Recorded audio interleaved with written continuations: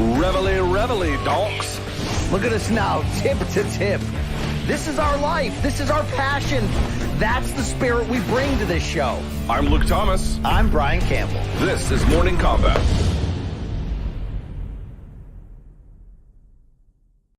Hey, bitches. Live, YouTube, worldwide, everybody. Also on the DraftKings Network later this afternoon. But right now, we are live and worldwide. Welcome to Morning Kombat, your UFC 300 edition. My name is Luke Thomas. That is Chuck Mindenhall. Now, don't despair. Brian Campbell joins us, armed and with communicable diseases, all the way from Florida. By the way, guys, I hear something back there. Oh, it's my computer. Never mind. Sorry, there we go. Let me turn that off. There we go. Sorry about that.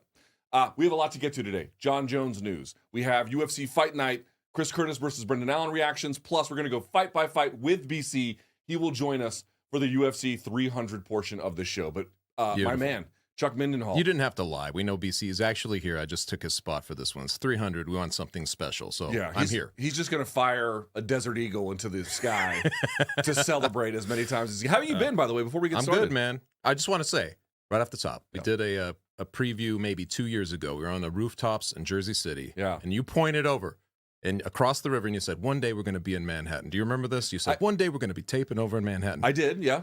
I don't remember. Here we are. Yeah, we had to limp to get here.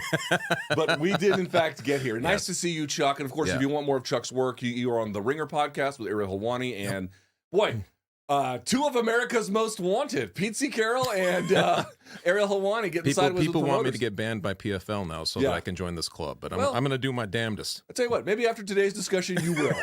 We have a lot to get to. We'll talk a little bit about PFL as well. Before we get started here, very quickly, we're going to start with the Jon Jones news. But hold on just 1 second, if I may. I have to tell you, after a month of Apex cards, I know they were on the road in Atlantic City. Atlantic City is the land that time forgot. I mean, it doesn't really count as going on the road. Your temperature for UFC 300, how you feeling?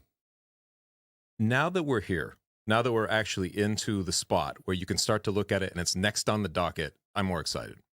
If you look at this card, it's sick. It is ridiculous. I mean, I even was going back and looking at UFC 100, 200, and you kind of remember in context what those fights meant at the time and all that stuff. This blows them away. Yeah. I think it's that good. It's an amazing card. I saw a stat from Adam Carroll today, I believe, or Carell.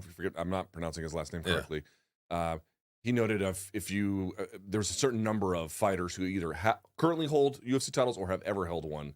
Of all of them in the history of the organization, 10% of them are on this card. That's crazy. That's nuts. That is nuts, man. So I'm pretty excited actually now that it's here. Yeah. It's gonna be a fun week. It's gonna be a stupid week. Are you gonna go to Las Vegas, by the way? I'm not. Yeah, look at us. I'm not going to that. I can't be bothered to board a plane or anything like that, but I will enjoy it from afar. I had to fly recently for that PBC up to Vegas. Not a fun flight. I saw your BC photo. That was pretty fun. Yeah, he sucks. I mean, what are you going to do? I mean, he's terrible. He will the be lady here. was trying to get the hell out of the. That was great. Yeah, he will be here again for the UFC 300 portion of this card. We're going to have a small discussion up front about some topics. If you're watching on YouTube, as a reminder, thumbs up on there, hit subscribe. We're back on YouTube. I noticed that, listen, the fans are passionate. They were a little upset about not being able to watch it live last week, but we rectified it. We're here. Mwah! To all of you. We told you it was coming. It just took a little bit of time. But we got it done. We're super excited for you to join us here today, especially on a week like this. Now, before we get to UFC 300, let's start with topic number one, if we can here for the day, Charles Mindenhall. We start with UFC heavyweight champion Jon Jones. Jon Jones there was a false report from NBC News, which got me for a second, although I quickly corrected the record. But there was a report that he had been arrested. He has not been arrested. That is not true. He was not detained. But he was issued a summons by the Albuquerque Police Department related to, and we should be clear about this, allegations that he had threatened a DCO or a doping control officer from Drug Free Sport International. As you may know, UFC no longer uses USADA, the United States Anti-Doping Agency, and they have moved to this new organization. Their program is now in-house, and apparently a female doping control officer felt like she was threatened when she went to Jon Jones's house at 4 p.m. in the afternoon at the end of March, describing, again, these are her allegations, that he had threatened her physical safety. You know what happens when people come to my house, they end up dead. These are what she had to say. Jon, for his part, if we can roll the video, I'll talk over it. Jon, for his part, has denied this. And this is, just let it play through and cycle through if you can, Long Island Luke. You can see him here walking out with these two doping control officers. He high-fives the female in this particular case, who is identified as Crystal in the write-up that a police officer had from the Albuquerque Police Department, and so on. Okay, Yes. So Charles, these are allegations about Jon Jones. The write-up of them sounds really bad. What do you make of what happened in this situation? It's a good thing he's not on UFC 300. It's weird around these milestone events, right? UFC 200, he gets plucked off of that card.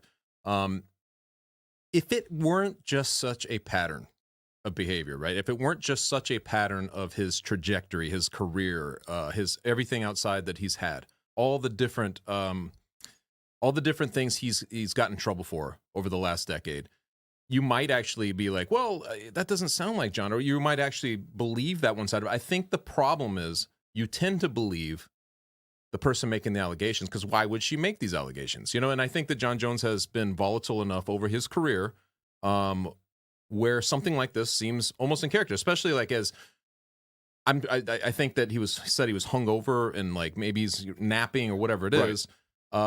Celebrating a friend's birthday in some capacity and around I mean, 4 p.m. Obviously, that kind of parlays into this party thing that we know about Jon Jones over the course of his career as well. It very well could be the case. I mean, you're right. You have to preface it, but I just feel like Jon Jones, unfortunately, finds himself into these situations. Whatever happened, whatever he said, that person left there very upset enough to go and and bring this to light and file this. Like, it's just. It's been the craziest career. I know that you've been more. I don't know how much you've covered boxing before MMA, but if you watch some boxing careers over the course of time, there are always those guys. But I don't know if anybody touches the greatness of Jon Jones and actually has a record that just chips away at his greatness all the time outside of the ring or outside of the cage. You know what I'm saying? Mm-hmm. It's a very, very strange thing. And I am I'm almost immune at this point to Jon Jones's kind of reactions and apologies or explanations, aren't you? Like, you hear it and you're like, we've been through this so many times that you're almost immune to it at this point. I mean, I have sort of two different responses. Tell me what you make of it. Here's the first one. It's like, again, I want to be very, very clear. These are allegations. They look bad, and Jon has denied them. We don't have, to my knowledge, any other video that could be exculpatory in some kind of way. Maybe we will get it. Maybe we will not. Maybe it will just be he said, she said, he gets issued a summons, and then that's all that there is to it. I don't know. But this is what my initial reaction was. Let's see, issues related to drinking. Has he experienced that in the past? Yes. Issues related to violent threats towards women. Has he experienced that in the past? Check. Yes. Issues related to getting sideways with doping control officers. Has he experienced that in the past? Or anti-doping authorities in some capacity or another? Check. Or just avoiding them by jumping under the cage. Yeah. Yes. In some capacity, having an issue with them. In some capacity, having an issue with not just law enforcement, but Albuquerque Police Department. And recall, I could even go on from there where he was during the pandemic. People forget about this. This was like the height of the pandemic when they were like trying to get people out of jails for worry of virus spreading. Remember, he was firing off shots again, allegedly. Well, I guess not really allegedly, but he was firing off shots in downtown Albuquerque. And they found the bottle of Liqueur under his car. It's like, is there a scenario where this woman potentially encountered a disgruntled Jon, but not a threatening Jon, and she is embellishing the story out of fear or poor memory? And in fact, what Jon is telling us is true. That is plausible. However, every single detail of this story lines up with some version of past behavior, which makes looking the other way on it very difficult. 100%. I mean, that's the whole thing. You just laid it out. Anything that happens now, you tend to side with the person making those allegations. Or if you hear something like that, you're going to side with that. It's just too big of a sample size now. I was thinking about this recently. The way he started off, Jon Jones, in his career, pastor's son, he was very much about like right living. Do you remember this? He had almost a halo around him. He's stopping robbers outside of Patterson. The day he beat Shogun, it was in Newark, I think. Newark, New Jersey. He stopped a robber, So this was his image. We're almost on the 12-year, I think in May of 2012, 12-year anniversary of that first, when he hit that pole in upstate New York, that whole thing, the DUI. You remember this was the first thing we're like, whoa, that is so out of character for Jon Jones. Like that. But some people were sort of like, you're just finally kind of catching on. Like, this is Jon Jones. Jon Jones, something like this was going to happen. If you remember, there were already people who were identifying Jon Jones as a little bit like, hey, he's got you a little fooled. 12 years ago, Luke. 12 years ago. Now we're like 12 years removed, and we're still kind of talking about Jon. And I don't even know what the list of things that he's been busted for over the course of his career. It's got to be in the double digits, right? Like, I mean, it just goes on and on. You were just kind of detailing him. It's a wild ride, man. It's wild. And to go back to your original point, you can't help but to think that there's validity if somebody says that. Why would somebody just say that? And if you're looking at the patterns, you don't know anything about this doping agent, but you do know about Jon Jones. It's just an easy way to be like, well, until we get more details, but I kind of think that it's going to, it's probably happened something like that. I don't want to, like, the threats and all that stuff, that's pretty heavy, but I'm like, you do have to think that he probably said some things he regrets. I think he's even admitted it so much. And he says things all the time that get him in trouble, So just a crazy career, man. I'm the last person to beat up on people for drinking because, I mean, I don't know if I've ever told, you might know this because you've seen me booze, but the 2018, 2019, the year I was hosting after Ariel went to ESPN, and I was hosting the MMA Hour for a year and then MMA Beat at the same time. So for folks who don't know, I live in DC. That show was recorded in New York. Every Monday I had to come up and down to New York, and then every Thursday as well. How you're doing it. And I did. This is why you were guzzling Pepto-Bismol right before we'd start. So, dude, I don't know if I've ever told you this. Every time I left, this was at Penn Station. There was a liquor store in Penn Station. So I would do those shows, by the way. Then I would go uptown and do 3 hours of radio at SiriusXM. Then I would get on the train and go home. And the stress really got to me. Every time I went home, this is a true story, I would stop at the liquor store. I would get a tall boy of beer and a traveler of Jim Beam. I would drink it on the train, pass out, wait to get to DC, stumble my ass to the metro. And then I lived close to my home metro stop, and then just go home. That I was doing that twice a week. And when I wasn't doing that, I was drinking two double Jim Beams. And when I say double, I really mean triple. Yeah. Every single night. And I'd been drinking every weekend. I was drinking 365 all the time. I want to point out something. I was drinking that much and still not getting in trouble. Right. Exactly. Like, it's not hard to not get in trouble. In fact, you covered up so well, I didn't know. I knew a little bit. I was a functional alcoholic. I was an alcoholic. Gotcha. I was a functional alcoholic. It's not hard to not get in trouble. And I want to point something out. If, in fact, your alcohol use is leading to law enforcement issues or getting sideways with other people in some kind of professional capacity, I'm not mad at somebody for partying at 4 p.m. on a Saturday. It's his life. He can live it. At 36, I was doing the exact same thing, but I didn't have nearly as much to lose. I didn't have nearly the track record. I didn't have really the spotlight either. I mean, I'm just a nobody. Right. I know what you're saying. But I'm trying to point out, if these events are happening to you as you are barreling down the door of 40 years of age, dude, what do you think is on the other side of that door? It's catastrophe. That's what's on the other side of that door. Yes, 100%. Whose red flags do wave? I mean, it's just, it's one of those things. And I appreciate you talking. Like, that's sort of an important distinction. There's something in Jon Jones, and we've seen this, where I think he waffles between being like, kind of an innocent person in his mind, like, I can have some beers, I can do these things. He justifies it, whatever. But then there's also this entitlement. I'm a champion. It's like it's compartmentalized Jon Jones. Like, he goes either way, and it's very strange that he does run into these things, because I think if you started to have the red flags that we're talking about, if you started to get in some trouble, you're getting some DUIs, whatever, your accidents, hitting people, whatever it is, you probably, given who you are, would reflect on this and you would change your actions. I think that the bigger issue here is that he hasn't changed his actions. And I think that that's what people are exhausted by. We have a new fan base, like, it kind of replenishes after a while. So some people maybe are kind of new to this, but for us guys who've been following his whole career, this is old hat. We've been dealing with this Jon Jones for a long time. A lot of excuses. There have been times where he's like, he'll tell the media that he's going to straighten it up. He's going to do this. That was like 3 arrests ago and 4 other things ago. You know what I mean? It's the fact that he can't see his own red flags. That's the thing. Yeah, my wife had an intervention with me. I mean, not a serious one, but she was like, "You're drinking every night, and not just a little bit, a lot. Like I would get like a liter of Jim Beam. It would be done in a day or two.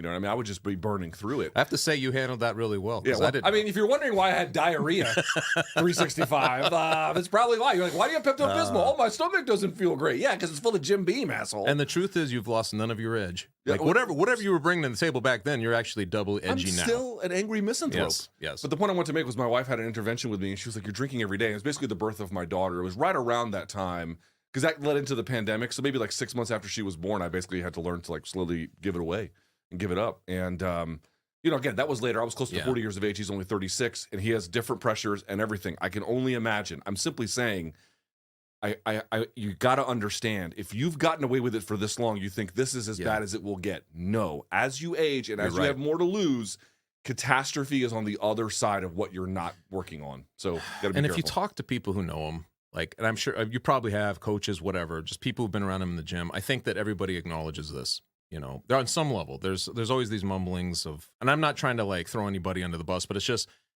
people who've been around him acknowledge this. You know, and it's something that's been ongoing for so long that. What do you even say? Okay, two questions. What do you say? Very quickly to follow up. Okay. Will the UFC do anything? Hee haw. No, they won't. But I'll ask you that anyway. And then secondly, do you think any of these events impact his return in any kind of real way? I don't think so, because that is the one thing he's been able to sidestep. I mean, I know that he's been suspended, been stripped, all those things. It's impeded him from doing more in the fight game. But since he's already on this, rehabilitation, and we're waiting on his timeline anyways, I seriously doubt anything comes of it. Yeah, and I don't think the UFC does a thing about it. I mean, they haven't in the past. Why would they? Right. People are like, they should strip him. I'm like, guys, that's just not who they are anymore. They don't do that shit anymore. I will say this. There was something that was, again, a lot of this is alleged. A lot of it is not independently corroborated. A lot of it are the notes that this police officer took in a report. But in that report, last question on this, Chuck, he says that this woman in question, the doping control officer, Crystal, wanted to report the incident. And her supervisor was like, no. You should talk to UFC officials first. And then she claims she was almost dissuaded from going forward. And it's like, I got to tell you, I have spent the last almost 15 years trying to be on the side of, is there an equitable balance in the sport? And if not, what can we do to make it more equitable as media? Not so much in advocacy, but at a bare minimum, shining a light on this. My patience for doing that after the fighter lawsuit settled has evaporated. I've noticed that, actually. Has fucking evaporated. Yeah. If they don't want to undertake anything to protect themselves, and the UFC during that time is going to consolidate their power, I'm not here to say it's not unfair. It is unfair. I'm not sure I care anymore. If I could tell you that. I'm not sure I care. When you arrive at apathy after so long of having a passionate stance on this, what am I supposed to say about what am I supposed to say about a potential conflict of interest when the fighters have been given ample opportunity to understand this and do nothing to protect themselves? I'm supposed to continue to stick my neck out? I don't think so. And actually, you get criticized in the process. Yeah, right. For what? What material gain do I get from this? Nothing. What a game we've chose, Luke. Anyway, what do you make of the idea that this woman, again, alleges she had to follow this kind of inside protocol? I mean, it sounds right, doesn't it? To me, it sounds like it's legit. Yeah. You're over it too? I mean, yes. That is, I would say that, how long have you been covering this sport? Jesus. 2007-ish? 7, okay, because I came in like 2008, really full-time.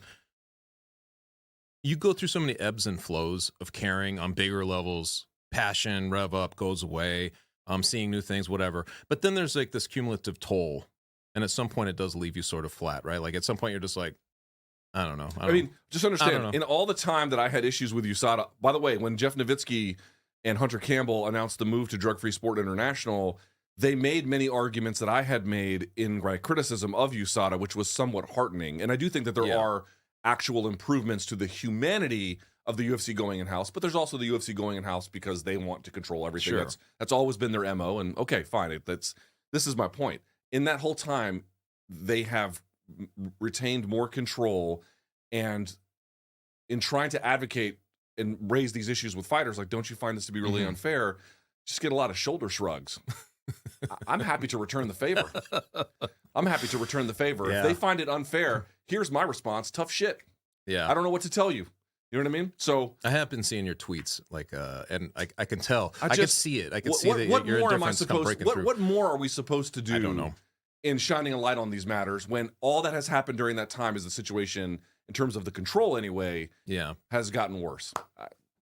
I'm ready to move on. And this lawsuit was the one thing out there that was a potential game changer for anything that we're talking about. It was the only thing. Exactly. So once that goes away, it's sort of like, well, what's the point? Yeah, what's the point? All right. Topic number 2, if I may. Okay. Onto brighter pastures, or greener pastures anyway.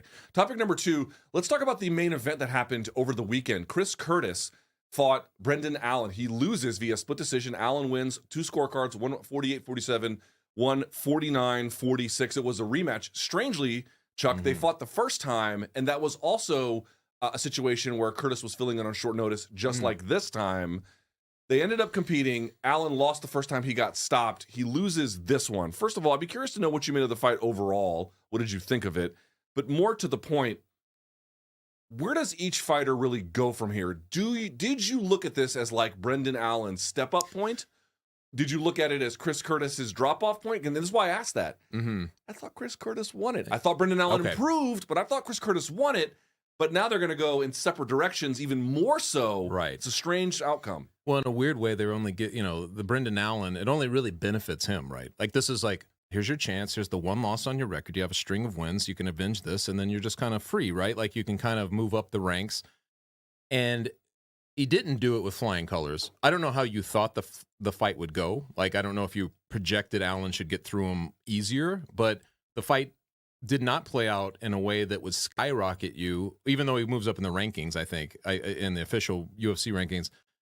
I'm not sure it was a skyrocketing type of thing. And that's what made the Marvin Vettori situation a little interesting, because he was supposed to be on this card, and they're still chirping at each other. And I think Vettori is still sitting above him in the rankings, but now he's looking right past Vettori and into these greener pastures.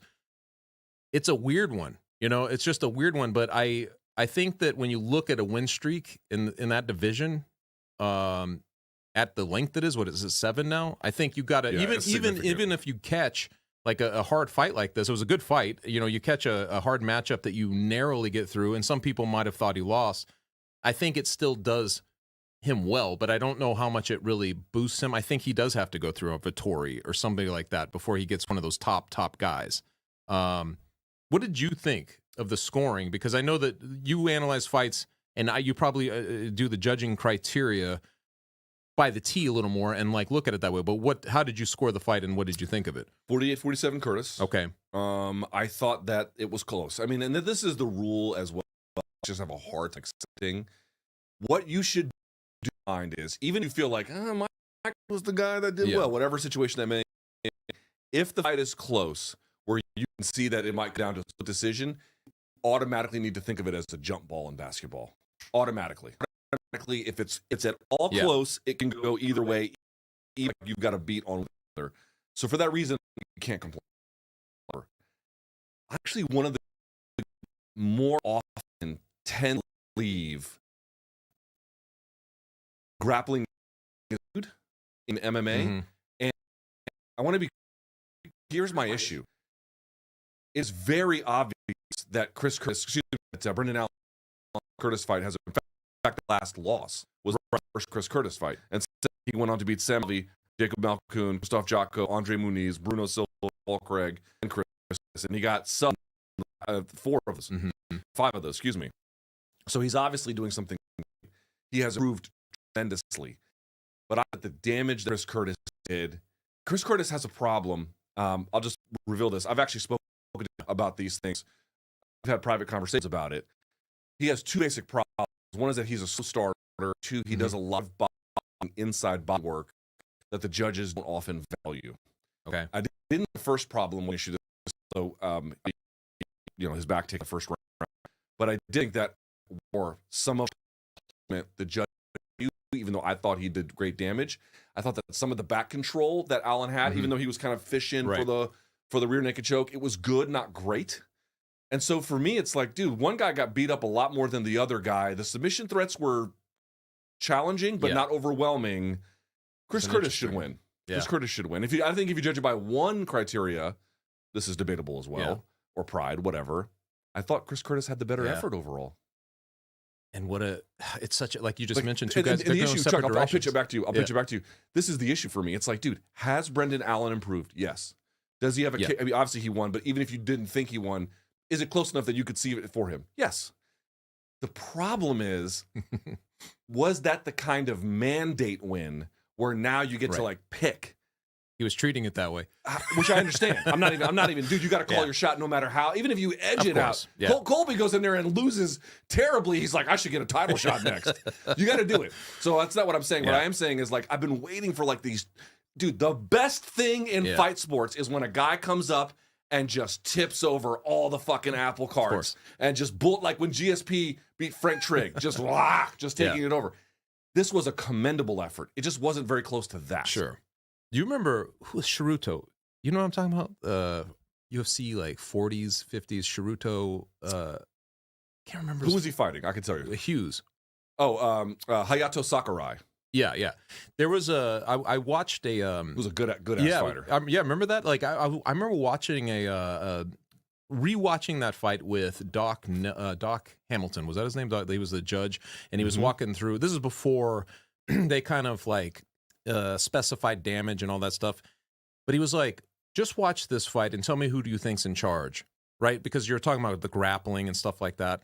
And even though Ceruto was like on the ground, he's dictating the action in a lot of ways, presenting threats, all that sort of thing. And in the end, he's like, so what do you think? And I'm like, well, it's probably Ceruto, right? And he's like, yes, because who's making who dance to who's beat? You know what I mean? And this fight had a little bit of that. It was sort of like you're watching and it's a little deceptive what you're watching. So like people were all over the place with who won this fight. Some people agreed, some people didn't. But it was one of those types of fights, right? Like you have to actually kind of analyze it a little closer to come to your conclusion. Yes. By the way, it is Hayato Sakurai. Yeah. I'm trying to look at who else it could have been. That was the one there. I have to go back and rewatch that contest. I haven't seen it. It's a fun one. It's a fun one. I mean, it was an early example of, you remember Demetrius Johnson. Kevin Randleman, Bas Rutten. Right. Where Bas Rutten won because he was like a little more jujitsu-y on bottom, basically. And it's one of those, right? Like you're just like, what are you valuing here? It's just, I think it's fun when we have these, but it does suck. You mentioned off the top because you're like, Curtis now goes in a different direction, and I'm not sure he deserves that. You know, and also, I mean, because he was filling in on short notice. Let me pull up the rankings. Yeah, if my memory serves, they were far apart in the rankings at middleweight. So again, they haven't been updated yet. So these are the ones that they went into it with. Brendan Allen was sitting at 6. Chris Curtis was sitting at 14. So if Chris Curtis gets the nod there, and by the way, of course, he did get one on the judges' scorecards. If he gets the nod there, dude, you're not going to be in the top 5, but you're well into the top 10 at that point. 36 years of age. Then he tears his hamstring, which. Yes. I'm not a medical doctor. I don't know at all what the diagnosis is, but typically we know hamstring injuries, they take a long time to recover from, and 36 years of age. That's a lot to deal with. I know. Jesus. And he gets half his purse, and there was no bonus.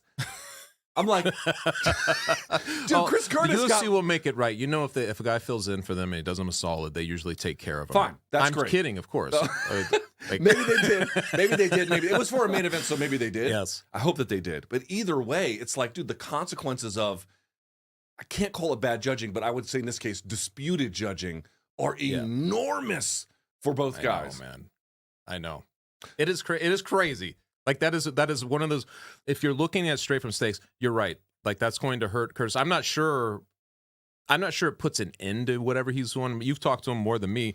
If he has title aspirations, but I mean that might be. I think we've never talked explicitly about title aspirations. Again, I won't get into the details, but I think the way I would understand him, and I could be wrong, is that he sees himself as a craftsman.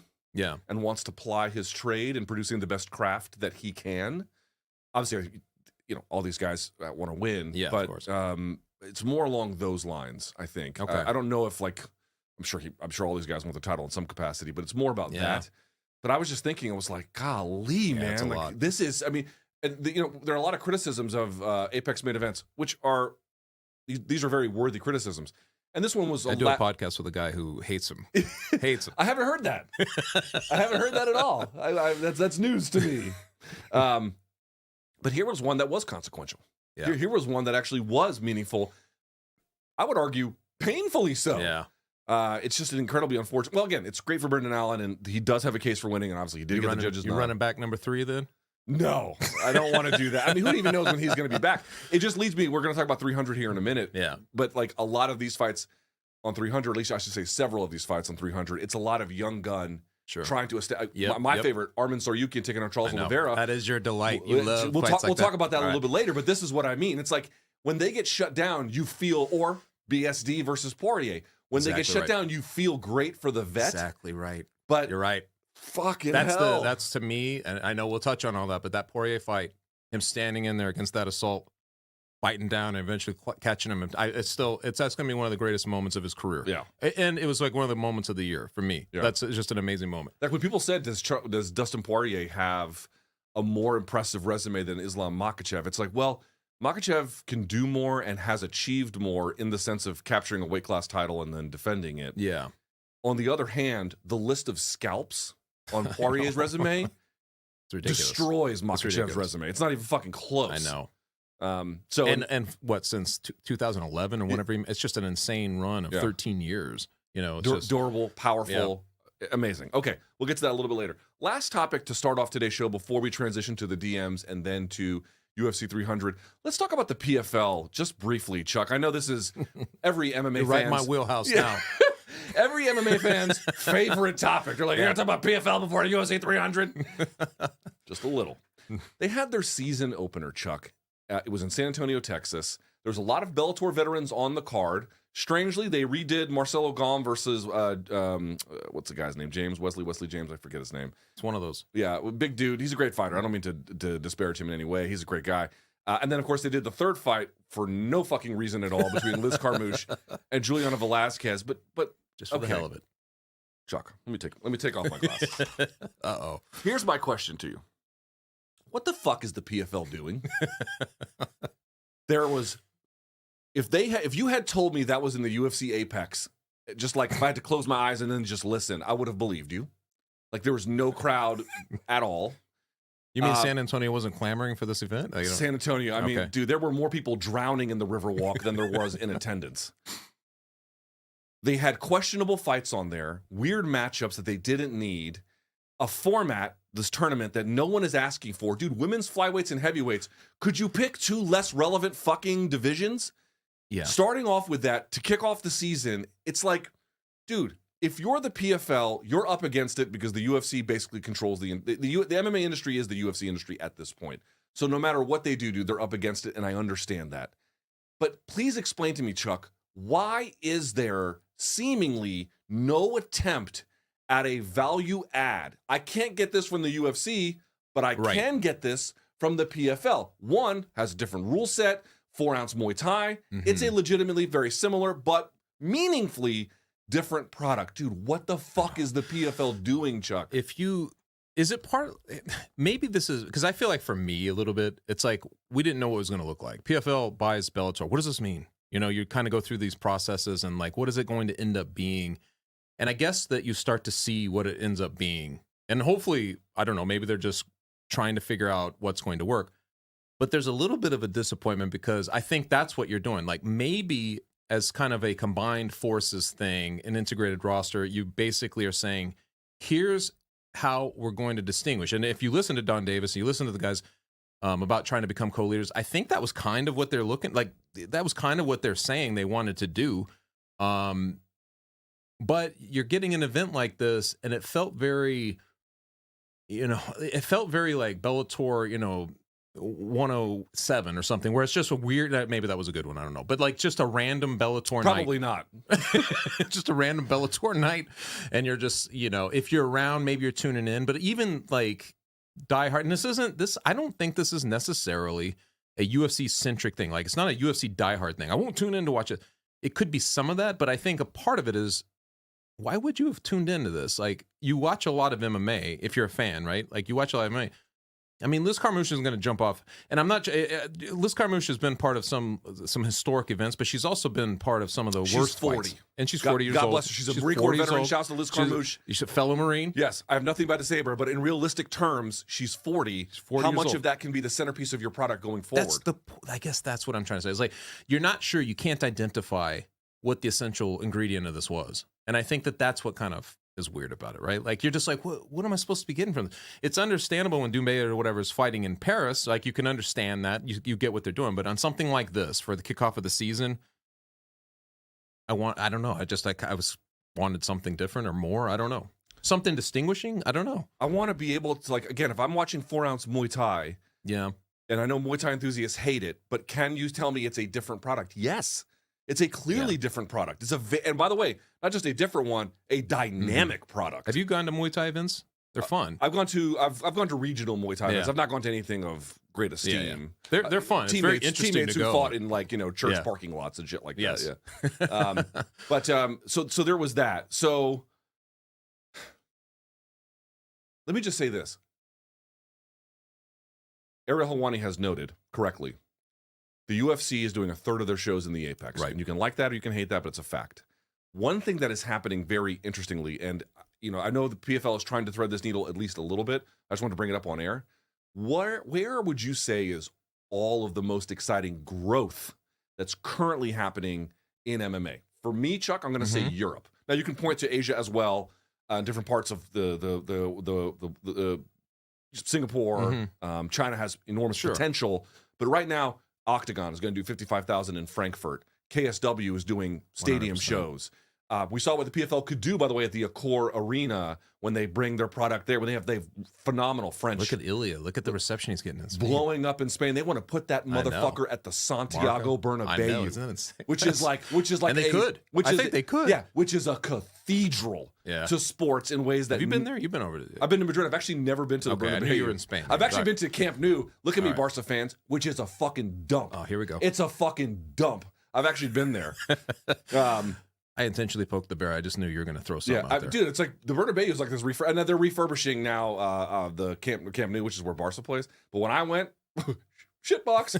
Anyway, the point I wanted to make was, obviously PFL can't just, we're just going to pull our shows in Europe. They can't do that. But when I'm watching your shit, if it just looks like the Apex but sadder, yes. What the fuck is the point of watching? And it's also, and the early Bellators where they were like going to Mulvane and Thackerville. Remember this? Like they were going all these like places, and I'm not saying that, but it had a feel like that more than anything. I was like, it just felt like one of these like we're gonna drop into Podunk and throw. It's just I don't know. What's the point of being in San Antonio if you can't pull in San Antonio? What's the point in being in all of these places? It's just arbitrary. It's just whereas when they go to France, kaboom. When they go to Germany, kaboom. The France thing is really it. I mean, you're right. The UFC is surrendering a third of their calendar. Go take advantage of that. You know what I mean? Don Davis, take note. That's what I'm just saying. Like the UFC is literally like, we're going to park our asses in these seats for a third of our events. That's your fucking window. You like the Apex events, I think. I don't have nearly as much. So a lot of people hate the Apex atmosphere because it's dull and bland. And I don't mind that as much if the fights are good. Like during the pandemic, you didn't get you didn't have like the buzz, but they were putting on super relevant fights there. So what people don't understand is, like, for example, they had this Rose Namajunas card versus who she even fought now, Amanda Hebus. Totally forgetful. Like these things happen in an instant and then they just evaporate into the ether. Like 100%. They have no staying power at all. You're sitting there debating, talking about Brendan Allen's fight at all because it's Monday, and you're like, well, that's a full 37 hours after it happened. I mean, nobody cares. And it's a relevant fight. It's like two ranked guys. You know what I mean? It's two ranked guys. Good fighters too. Yeah. The point I'm trying to make is what they've done is they're stacking these pay-per-views and they're creating scarcity by not going on the road. I get the business plan for the Ultimate Fighting Championship. But what I am saying is when they go these Apex, it feels like, hey, who do we have on the roster that's not good enough for a pay-per-view? And who do we have on the roster that's not good enough for even a fight night on the road? Right. Let's put the majority of those people there. We'll put like a decent-ish, relevant-ish main event time to time at the top. And then it's just overflow. It's all UFC roster overflow. That's right. It's the combo of the dull atmosphere with that. But I don't mind the dull atmosphere personally. No part of you. Like, so... And I mean, this could be just me, but it's more the association to why they were in the Apex to begin with. It was like, hey, we're gonna keep going. This pandemic's gonna slow everybody down, but not us. We're going into the Apex. We're gonna be, blah blah blah. They do that, but now we're so well out of it. Everybody else is live doing these things, and yet the UFC is still in this Apex, And there's just this weird association. It's almost like a paradox at this point. The fact that they're hovering or lingering in the apex doing shows, it's almost absurd in a weird way. I get the money-making aspect. Every time it's ever brought up, people are like, well, they fill their obligation, they make money. I'm like, well, of course. I know why they're doing it. Yes. But it has such a weird connotation or like a negative something to it because it was, or complicated, right? Because of the whole pandemic, because of all of that whole period, and yet they're still showing up in there. It's just I think for me, that's like, it's more like the optics of that, where you're like, guys, you know, you were the ones who were like accepting and all the pats on the back for being a pioneer and keeping things going, and yet you're still in there now when everybody else is open like, for dude, business. The Apex is like the most non-Vegas. It's the most non-Vegas thing about the UFC. Like, so for example, I was there when Caleb Plant fought David Benavidez. Yeah. Oh, I thought you meant the Apex. I was like, that was there. No. But so No, I was in Vegas for that time, and so they were fighting, I believe, at MGM. There was NCAA tournament at the time going on at T-Mobile. Taylor Swift was doing back-to-back events at the Allegiant Stadium. Thomas and Mack had games. You know what I mean? Like, Vegas is all about being seen. Vegas is all about big production. And they're doing the exact opposite with that by just staying at home. And my thought is, okay, if you want to stay at home because it's cheap, you can drive scarcity, blah, blah, blah. You can get tourism boards to give you tons of money to go there. Fine. Can we get some people in the audience? I know. Can you build some bleachers? I mean, like, it just seems like a little strange. I've been in there a couple of times. Have you? Yes. I've been in the Apex. I've never been in the. I've been in the media room to the side. Yeah. I've never been in the actual fight room. I mean, and I've been to a couple of events, like just being out there, and I was like, hey, I got to go check this out. And I mean, I've talked about this quite a bit. I mean, it's a chandelier affair in a weird way. They're usually afternoons out there, so it has a very strange feel. A lot of people are there just to kind of carouse in the VIP area where they have like a howler head set up and like swag and all this. So a lot of the managers and agents, those types, and periphery, they're back there kind of just getting their drink on, and it's just a bizarre atmosphere, man. It's strange. At least they're going to like now funnel in people's family. You saw this whole thing where they get like some tickets. They're going to UFC's giving each fighter like 4 tickets for their family, and then they usher them out when the fight is done, essentially. I did see that, yeah. That won't help anything. I'm just bringing it up as like a good faith from them, but at the same time, one more time. If you don't vote to unionize, this is what you're going to get. Yeah. So welcome to the thing you have voted for. I like this. This is going to be a fun era for me. I think like dealing with this Luke Thomas, who's like fucking throwing his hands up like, I'm done. I'm not. You guys can't help yourselves. So I'm not helping. I know. I've seen people be like, well, the fighters are afraid to speak up. It's like, guys, I've been speaking up for over a fucking decade. Be braver. Let's be brush braver. off. Luke Thomas is pissed and make it Luke Thomas is indifferent. I like it. That's how I would say about most things. Look, how do you feel about the Kendrick and Jake Cole thing? I don't give a fuck. I'm a 44-year-old white guy. Who gives a shit? All right. With that out of the way, Chuck, let's see what the fans have to say. All the right. viewers, the listeners. Let's do some DMs from dogs. All right. All right. I haven't seen these, so let's see how good the producers did in picking the questions. Let's throw them up here if we can. All right. From J Murph 777. Do you guys think Sean Strickland should be the one rematching DDP? Good question. I thought Strickland versus Whitaker would have been a superb fight to make. Izzy could have then fought Chimaev or gotten the shot against Dricus, even though he lost to Sean. What do you think, Chuck? Oh, man. I was one of those people. I guess I'm still of this belief, like the DDP Izzy fight. I feel like you've kind of got the perfect situation to do it. And so I don't have a problem with it. But I think it's crazy that Sean's cult status it holds. Like we're talking about how fast things dissipate.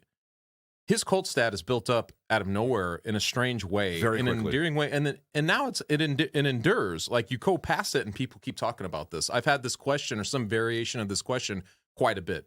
Like the Sean Strickland fan base is pretty strong at this point, isn't it? Like it's a crazy turn of events. Yes, I would have never seen that coming. You're very calm. Yeah, very progressive. But no, in all seriousness, yes, they have ballooned in size very quickly. I mean, he's in a good position. I mean, my view is this. When I watched it in real time, the Strickland DDP fight, I thought DDP won in real time. I went back and I looked at it afterwards. I thought Sean won when I got Really? Yeah. Now you make me want to go watch it again. I tell you what, when I watch it again, I'm like, dude, this was the basic insight that I had about Sean Strickland. If you watch his retreats, he'll cross step. So either cross step this way or like this. And what ends up happening is he'll put his head much further back than his hips. That allows him enormous ability to not be hit and to retreat. It doesn't allow him counter-striking opportunities. Contrast that with a guy like, for example, Ilia Topuria. He will, or Sean O'Malley. They'll take a couple of steps back and roll underneath at an angle, but then reset immediately for any kind of follow. He doesn't do that. And as a consequence, there ends up being about a similar amount of offense in either direction. But what you don't realize is all that traffic and all that leaning he does, dude, it blocks a lot. That's I true. know we say that. That is true. I know we say that, but when you watch it on tape, I'm gonna have to watch it's it again. even more than you think. So, like, when Strickland's like, dude, I have a case for a rematch, he's right. He is right. The problem is, one, I don't know how much the UFC loves the headlines that he generates. And I know everyone says, the UFC's all right wing and he's right wing. They love it. I have some reason to believe that's not totally true. I do too. Okay. I don't. And the other part is, dude, here's the part. Sean Strickland is whatever else you want to say about him, he is a very elite talent. He has really matured into something very, very special. His defense is super interesting. I actually love watching his defense. But if you're trying to make the most exciting fights, I don't know if he's at the top of your list. Yeah. You brought up so many good things, but I will say this about Sean Strickland. I was of the belief, and I think you've talked about this too, like kind of his mental space, like what he occupies, him being kind of traumatized as a child, those types of things. I really believed him going into that DDP fight that would show up in a weird way, that he would not be up to the task because he wouldn't feel he deserves in some level. So there are some people who can never get over themselves to believe that they are earned great, that they should be great. You know, they can't get over there. And I thought that he put that away, like in a way that I thought was very admirable. It's just kind of like the subtext of a fight. But I'm like, to me, it was like, I didn't feel like that was in evidence at all. Like, to me, like, maybe it's good coaching. Obviously, we know he's very well connected with his team and all that stuff. Maybe all that played in, but he's much more strong mentally, and than I would have given him credit for in that fight. So if you think he won, I mean, honestly, I do think he won. And I think it's one of those things too, where he's in great position. His fan base is strong. It'd be interesting to see what happens. I'm okay with the way they're doing it, but I would have been okay, honestly, if they went that direction in the end. I'll say this, again, some people love him, some people hate him. My one true North Star in the game is, dude, professional fist fighting is very, very difficult to do. It doesn't matter what you think of the guy. You have to, in your mind, kind of hope for the most equitable outcome. I felt like Sean should have retained his title. I do believe that. All right, question number 2. From Focused Expansion, this guy's on drugs 24/7. Whatever happened to the big James Krause gambling scandal? Another great question. Have there been any arrests? Did it die on the vine? What in the world is going on with it? And where did the story go? Did you see James Krause? It goes where all MMA stories go. I know. Dude, I haven't slept well in a year. I've had so many career stresses. And then James Krause gets online the other day. He's like, yeah, I'm $5 million in debt and not worried. I'm like, James, he's like, I'm you all not should be $5 million in debt. If you're smart like me, you would all do this. And I was like, he is right that the rich use debt very effectively. At the same time, if I had $5 million in debt, that's probably not what you should be saying, though. I don't know how happy I'd be. What do you think, Chuck? What's going on with the James Krause betting scandal? I'm not sure, and it's funny because, again, this is something that there have been a couple people who are like, what happened to the dude? Who was in trouble for this, and it is kind of crazy to me that obviously he's not around the fight game right now, right? Like, in terms of I haven't seen him at events and stuff. I'm guessing his ban from the UFC or whatever. Yeah, I is mean, I still think in any place. kind of association, like he's not allowed to have. Yeah, you're not even allowed to train there. You think about the timing of what he did. We are with DraftKings right now. Yeah, the gambling expansion, right? Like the gambling of everything that's going on is such a boom, and it's become like this liberated idea of gambling in general, like sports gambling being the head of that. It's an awesome time in a weird way to be a sports fan. But where his country is the direct wrong timing for a guy like that to show up and to have this kind of controversy where, what was it, in Ontario or something? Remember they were shutting down like... It was in one Canadian province, yeah. Yeah. I mean, it's a crazy... It might have been 2. My point is, like, it is a little nutty that a story that big or potentially big kind of goes away. It just kind of goes away. And he shows up, and I feel like our fan base is just like an Etch-a-Sketch. It's just whatever, like most people are like, oh, they'll argue people whatever they've done, they'll argue that they're fine, they're in the right, whatever, as if it never happened. It's a very strange. I don't know if other fan bases in other sports are quite as etch-a-sketchy as ours. Like where they're just like they some people remember, but most people are just like, what? I don't, Yeah. What's wrong with James Krause? Yeah. My guess is that there might be still some investigation going on. That could be. Because I think that they would probably, if the investigation were closed, they might disclose that to the public. That's true. But it is a weird one. Yeah. It is a weird one. All right, question number 3. Let's see what we got. Hey, Tito Curtis. What do we do with this information? Haney Garcia, they fought 6 times as amateurs, splitting the series at 3 wins apiece. Of course, they were much younger, and pro boxing is vastly different than the amateur game, but I can't shake that stat. Well, here's a better stat. If I could be wrong about this, I believe this is right. It was Haney who won the last 3. Yeah. Guys, I can't believe there's any debate about this. Devin Haney is going to tune Ryan Garcia up like a fucking guitar. Is that That's April 20th, That's right? the week after UFC 300. Wow. Dude, Okay. So this was like, it's really interesting. We were on the verge of having UFC 300, the antitrust trial on the following Monday, and That's then right. You're right, man. Haney Garcia here in New York on the following Saturday, the Crazy. 20th at Barclays, which, by the way, tickets apparently aren't selling all that great for that one, which is kind of surprising, but okay, Yeah, that neither is. here nor there. They've diminished Garcia too much. Like they're like, he hasn't no shot. Just like you're about to do right now. Yeah, dude, Garcia is good. He's very good. I'm going to give a shout out to one of my favorite boxing channels. They produce so much content that I've watched probably maybe 1% of it. Yeah. But every time I do, I get something out of it. Boxing Gems. You ever heard of Boxing No. Gems? Boxing Gems is a YouTube channel. They do nothing but boxing breakdowns. And they get to the real meat and potatoes of why stuff works, why it doesn't, what's important, what's valuable. They're not high on Garcia's chances. Let me just be very clear. Dude, Devin Haney has managed his career with his father expertly. I've doubted them along the way. They have done a 100%. phenomenal job. I do not know, even if you had a dispute about whether he beat Lomachenko, how can you watch that fight and think Garcia's going to get that guy? Please be fucking serious. And you read into the mental, like I saw BC did a nice piece for CBS that was basically like, again, the red flags. Should this right? fight even be happening? Yeah. And I mean, you got to take that into consideration. It's just like everything. You get into fight week, you try to read the tea leaves a little bit, like who's doing what, where are these guys mentally, how they look physically, all that stuff. But there's some weird things going on with Ryan Garcia, man. Weird stuff for a young guy like that, and it's always alarming. I mean, it's again, always alarming. I don't know the situation enough to speak on it in any kind of intelligent way. But when someone is like that verbose, talking all the time, and it's disjointed, and it weaves in and out of God. Dude, that's like, it's like there's a manic episode happening. I know, that's here. what I'm saying. I feel like we've seen things like this, and it's never good. Let's put it that way. People were killing Devin Haney because he's Muslim and he's not fasting during Ramadan, and not my call. It's each individual practitioners of Islam's choice to either fast or not. But the point I wanted to make was, like, Ryan Garcia's like, guys, I only do weed and booze. And he's over here being like, and the occasional bump. And then Haney's like, all I do is water and train. I cannot believe people. I mean, obviously Garcia is fast. He's powerful. He's got some ability.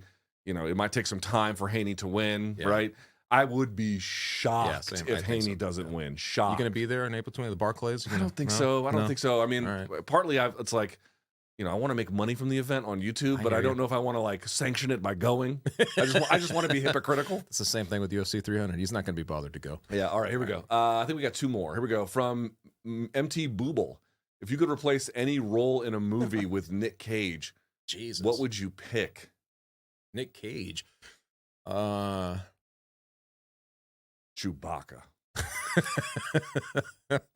I don't fucking know. I want less Nick Cage. I don't want more. I know. Well, did you see what was the movie he made? Was it called like Mandy, which was like the horror movie? Yes. Yeah. It was really good, actually. Yeah. But dude, like, how old are you? I'm up there. You're about roughly similar. 70s. Yeah, roughly similar to me. We grew up in the 90s with Nick Cage being in Con Air. I was in high school when that came out. That was iconic. Same here. Face Off. Off. It's like, if you missed that, even what was the Coen Brothers movie he was in? He did one of those fucking things. It's like, you know what I'm talking about? Yes, I do. And it's like, dude, I got my fill of Nick Cage. I didn't feel like I was missing anything. Raising Arizona. He was in Raising Arizona. He was in a bunch of shit. But like Leaving Las Vegas, with Elizabeth Shue. Yeah, Dude, phenomenal. he killed that movie. Where he was just a drunk and he drank himself basically to death. I can't watch it again. I watched it one time back and then I was like, I can't watch that. Dude, movie, I had dark. I had a kid. Yeah, and it's hard for me to watch anything that's not comical trauma. You know what I mean? I know. What I can you're watch. I can watch like the That gore one's that's really like bad. yeah, that one's where really it's like bad. like where kids get like hurt in movies. I can't watch know, it man. and stuff like that. It really has affected me. I'm Ugh. getting soft, bitch. You know what I mean? All right, last one. From Custom Props 1. What fight or fighter will steal the show at UFC 300? All right, Chuck, Ooh. perfect segue. What do you think? Man, Steal the show. I'm gonna say Jim Miller. I think he's got a good dance partner with Bobby Green, and also, man, just given that he was on all the 100, 200, 300, he's a feel-good story. I think he has the potential to do it. I just feel like here's the thing that I remember from UFC 200 because 100 was a great card, Yeah. but it wasn't like insanely stacked. Right. It was just good. Yes. Top 3 was great, but not like 200. Yes. 200 and 300 are more alike than 100 That is and true. 200, even though Brock was Yeah, on I was both. looking at that recently. Yeah. What I was going to say was the problem with 200 ended up being that there was so much on the prelims that people just forgot about it. I know. Do you know what I mean? And these were like good, like TJ Dillashaw fought at I UFC know. 200. People don't really remember that. So I feel like That's a good point. Jim Miller. And he's way early. I think he's like the second He's like fight. early You're right. prelims. You're right. So I just feel like it's gonna be hard. I'm gonna say it's gonna be the winner of, and this is an obvious one. Like it's not like me going out on some fucking limb. It's gonna be the winner of Gaethje or Holloway. Okay. It's one of them. That has the potential to be ridiculous. I mean, if they made that fight to the death, it would be marginally different than what it is now. You know what I mean? That is a great point. Like they're gonna fucking get very close to killing each other. I'm obviously doing a bit of a bit, but like But the violent quotient on that one is extraordinary. there's so much about it that's just it's like buzzsaws coming in.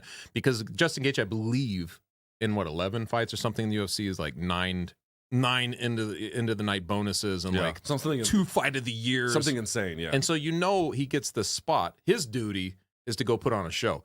Yes, he wants to win, but he wants to go do what you're talking about. Right. He wants to go put on that show. So you're right. I think that's probably the slam dunk.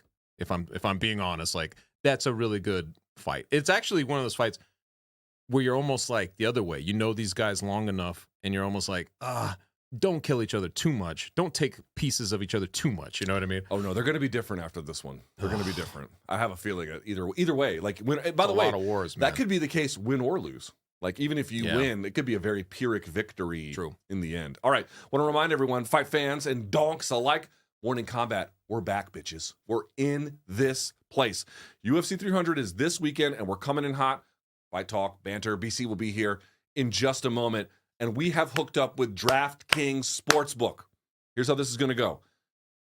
All new customers who bet just $5 on any UFC 300 fight will unlock $150 in bonus bets instantly just by using the code COMBAT with a K. That's KOMBAT. Of course, you can watch all the action outside the octagon, but you can also get in on the action from wherever you are with this deal from DraftKings. Plug in the promo code COMBAT, KOMBAT, and one more time, new customers will get $150 in bonus bets instantly after betting just $5. What do you have to do, Chuck Mindenhall? Very simple. Download the DraftKings Sportsbook app right now. Sign up using the code COMBAT, KOMBAT, and go for the gold, baby. You misspelled combat, man. I never want to say in all these years. I've been meaning to tell you guys. Get spell check. All right, very good. The crown is yours, ladies and gentlemen. All right, let's bring in a man. Here's my question: how many meth-addicted gators has Brian Campbell shot with a Desert Eagle? I don't know the answer. DraftKings has it at 7.5 over under. Let's bring in the hostess with the mostest. It's my friend with the Buc-ee's shirt. Look at this asshole. It's Brian Campbell. Hello, Vacation Brian. Wow, Luke Thomas, great to hear from you. McDonald's Wi-Fi notwithstanding. You know what's really interesting about Florida is that Nothing. the TVs, every single channel is on Fox News. It's interesting. But I did attend, as you can see, the Cadillac of gas station fare, and that is the great Buc-ee's. I mean, Luke, this cherry maple beef jerky could literally change your life. Like it could actually set your organs aflame. Did you walk into that Buc-ee's and go, Caesar is home? Did you do that?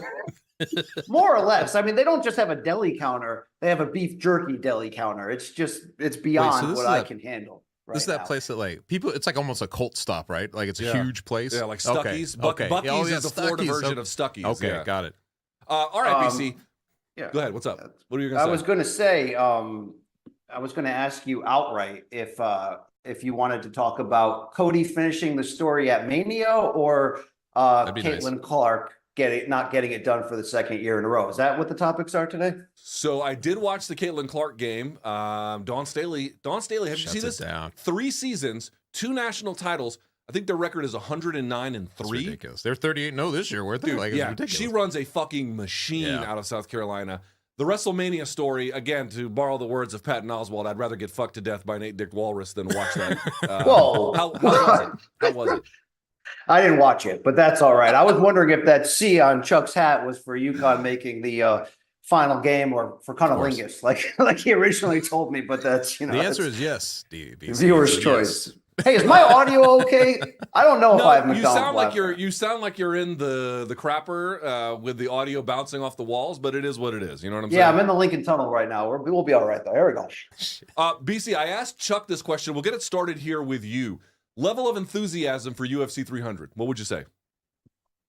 Strong, very strong. And I did compare the cards of 100, 200, and 300, like you guys were talking about earlier in terms of the depth. And even though 200 was grossly deep and still succeeded in my mind, despite losing so many big fights from Connor, Nate 2 at first, and then obviously DC Jon 2. But man, for not having the main event we necessarily wanted, 300 is loaded. It's going to be fantastic. Hopefully for one night, it'll make us forget not only my echoing audio in here, but also, this current apex reality that we're going through, which kind of blows. And, also all those old fighters probably could have changed the sport, but they took the short-term money too. So we can put all that crap aside, Luke, along with the debates of how smart is that cage actually, right? I mean, in terms of the PFL, let's focus on what matters here. 300 rules, and I'm about a 9.5 out of 10 in terms of explosively ready. But I've also eaten decently bad yesterday, so the explosive part is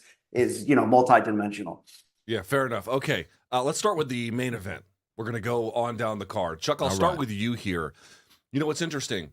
In some ways, Alex Pereira has already achieved everything he could possibly hope, right? 185 champion in UFC, 205 champion in UFC, headlining this card. Right. Obviously, his background in kickboxing, as decorated as they come in certain cases. Here he is fighting Jamal Hill. It's an important fight. It's a relevant fight. It's a UFC 300. Obviously, if he loses, it would be bad for him. It would be great for Jamal. I'm not saying that there are no stakes. There are significant ones. But it just feels to me like everything that could have mattered for Alex Pereira, like if he lost here, would people really dock him? I'm not sure that they would. He's kind of, again, as one of those guys who's ascended very fast. It's funny. Today's April 8th. We're on Monday taping this. And it was 1 year ago today that he lost his middleweight title against Izzy Adesanya at Madison Square Garden. 1 year ago. And in that time, he has not only overcome the loss, he's went up, reinvented himself at 205, beat the guy that Izzy couldn't beat in Blachowicz, then beats Yuri to win the vacant title. Now comes around to Jamal Hill. So within a year's time, 1 year, he's able to put himself at UFC 300. It's an insane story. The fact that the thing I love about it, it's a guy, right? He's going up against Jamal Hill, who beat down his mentor and friend, Glover Teixeira. He's going up against a guy who broke a record of plus, I think it was 157 or something like that, in the significant strike differential. For 5 rounds, battered him. So you have these elements to this fight that are a lot of fun. Now, is it UFC 300? Was it going to be the caliber that people were looking for? Maybe not. But I do think it's a fascinating thing, especially from Alex Pereira. He could blow up in bigger and crazier ways. Headlining this one, right? And becoming that guy who basically has turned it around and now has just about anything on the table that would be a huge fight. I just think that for him, the stakes are weird. But for him specifically, if he wins, I think it blows up for him. Yeah, I think this is all about Alex Pereira. And it's no disrespect to Jamal Hill, who certainly didn't luck into the title, but there were circumstances that fell into his favor, the Ankalaev draw that opened up the opportunity. And of course, he gave it to Glover in a very all-action, gruesome affair. Yes, you have sort of that Ali Frazier one vibe of the old champion who never lost his belt coming back to beat the current one, right? We saw that obviously in Khabib versus Conor in the same way. But it's really like Chuck was saying, it's about Pereira and what he has done in such a short time. Here's an interesting stat that I think I've figured out. You can tell the real donks can tell me if I'm wrong. Pereira has an opportunity in this fight to win against a former or current UFC champion in his 5th consecutive fight. Yes, he has that loss in between to Adesanya, so it's not a perfect streak, but this has a chance to be 5 consecutive wins over current or former UFC champions. The only one under my research who's been able to equal that is Jon Jones, beginning with Shogun Rua and the first 5 fights of his title reign. And the only female is the great Amanda Nunes, who, if this is a real record, would have 8 consecutive. But to be fair, that streak only became a streak when Rocky Pennington just recently won the vacant women's bantamweight title in a fight that we were, kind of complaining, no disrespect to Raquel, about the quality and whether that should have even been a title fight. Still, that speaks to what legends do. That's Jon Jones and Amanda Nunes that you're putting yourself in there. And if there is a little bit of a gap right now in terms of true individual UFC star power, then Pereira, a win here puts him one step closer to really cracking that open. I mean, we still have some aging brands. We still have guys on the way up, obviously, Topuria. I mean, I don't know how Chuck was able to fit in that studio with the size of Luke's Bonaire after Topuria posed with Messi there. But I really think if you look at it, 7 fights into his career, 2 division champion, and now if he goes out there and beats a very capable and dangerous former champion who never lost the belt, guys, we are looking at, seriously, an all-time great, not just in this sport, but in combat sports in general. And I don't know if anybody outside of maybe Holly Holm, who's also on this card, would have a comparable all-combat sports resume. And maybe Jamal Hill doesn't make him go from here to here, but it would be another addition on a guy who, for 8 fights, this will be his 8th UFC fight. He's headlined pay-per-views in Madison Square Garden and now 300. We are watching in such a short term one of the greatest achievers. I mean, this dwarfs what Henry Cejudo was able to do in a short period in my mind, because you have to look at that quality of opposition. And that Sean Strickland win just got better by the fact that he won the championship after that. And that was a close and competitive fight. When he came in here, Alex Pereira, we were like, okay, wait till the wrestlers get a hold of him. The wrestlers got a hold of him, and he's still standing.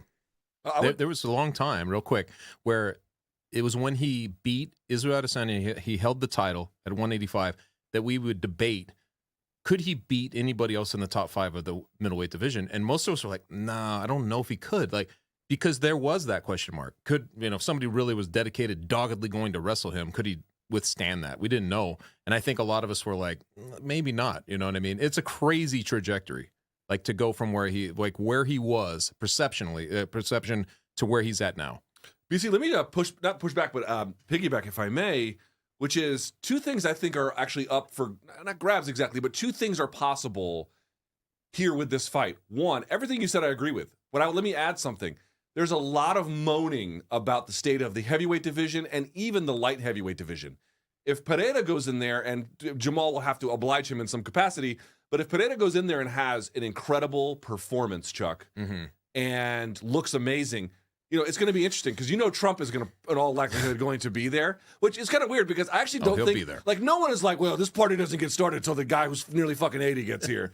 He gets the biggest walk out of the night. I know. You kidding? Well, I think they do it to trigger people who don't like Trump, but neither here nor there.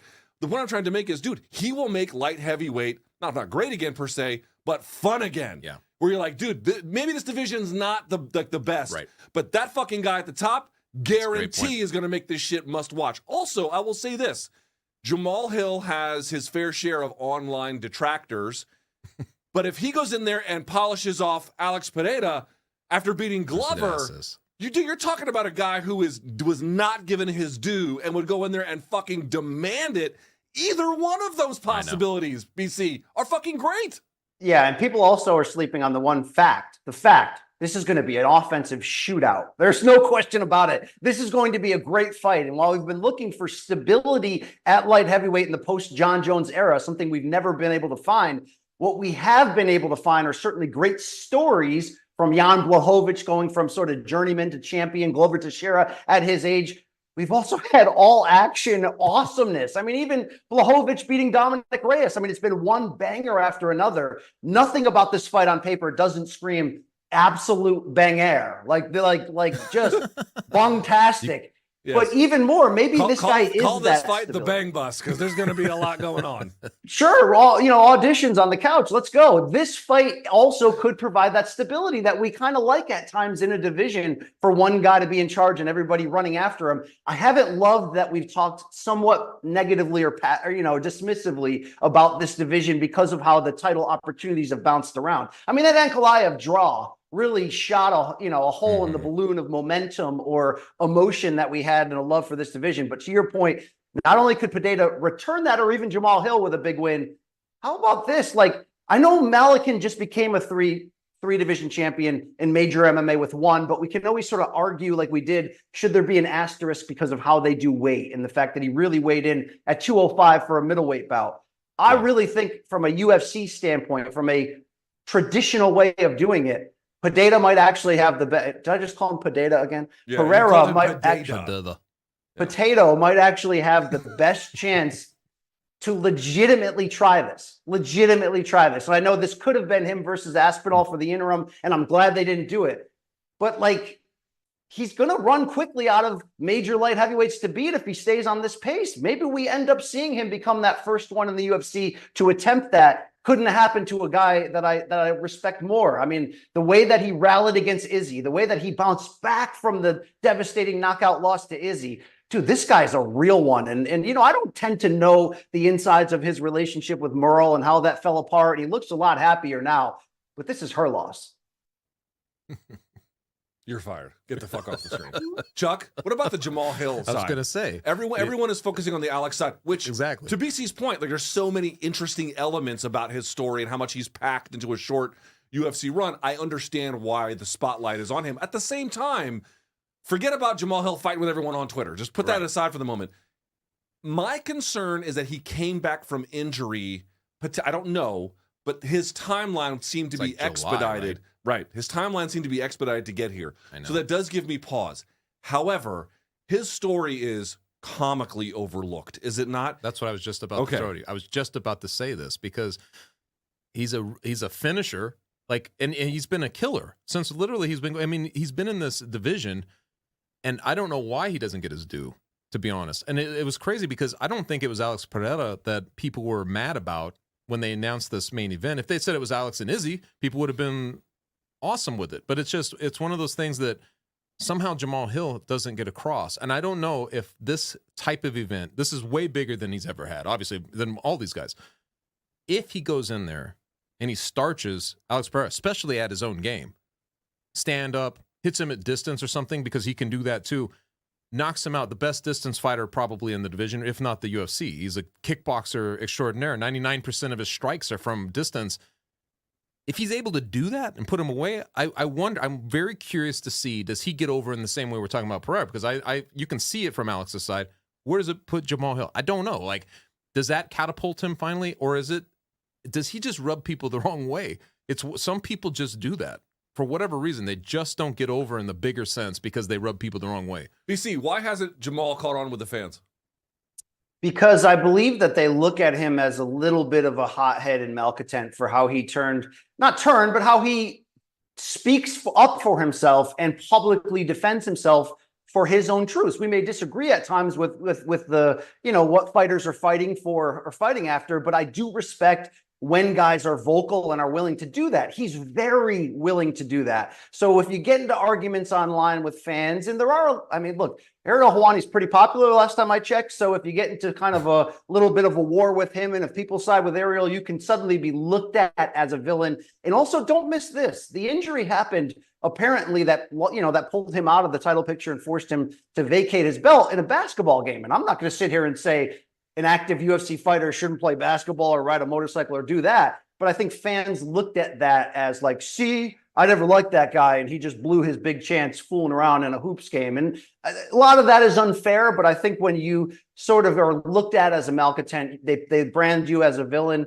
And until something changes, and a lot of times, by the way, things that change those narratives happen inside the cage, right? I mean, if he goes out there and did what you teased and soundly, not even soundly, just defeated Pereira, regained his belt, put his lineage back in line, we would have so much additional respect for him. And I have a lot of respect for Jamahal Hill. I think he is slept on and one of the most underrated fighters in this sport without question.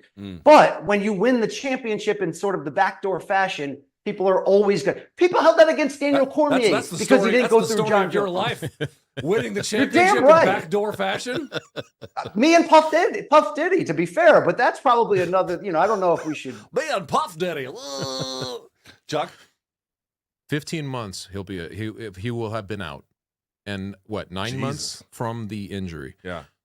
If he goes in there and does it, and that doesn't earn him respect, from the fan base at large, I don't know what would. I mean, that's a crazy thing. Like, we're not even talking about cage rust and things like that, because you're just like, that's second or third down the line of all the things he's kind of going up against here. So I think he earns it. If he goes in there and does this, you got to give him the respect. I think BC did a great job of laying out some of the reasons why he hasn't necessarily connected with the fan base, but 300 is his chance to I think so. recoup all of that. I just want to remind folks, dude, Jamahal Hill is tough as shit. Remember, Paul Craig broke his arm and the shit was flopping, and the look on his face was, damn, is the bus going to be late again? Shoot. Like, he is, and I say this as a compliment, he's like a little psychotic with it. So, Luke, really fun. What's his coach's name? Because they seem to have a very good relationship in terms of game planning, and I love the way they approach striking from the boxing sense. I think they are a little bit ahead of the game in some of those areas. Yeah, I agree with a lot of that. And listen, the major criticism of this fight that I think really is fair is that if you look at like UFC 100, for example, and then 200 before Jon Jones fucked it all up. Right.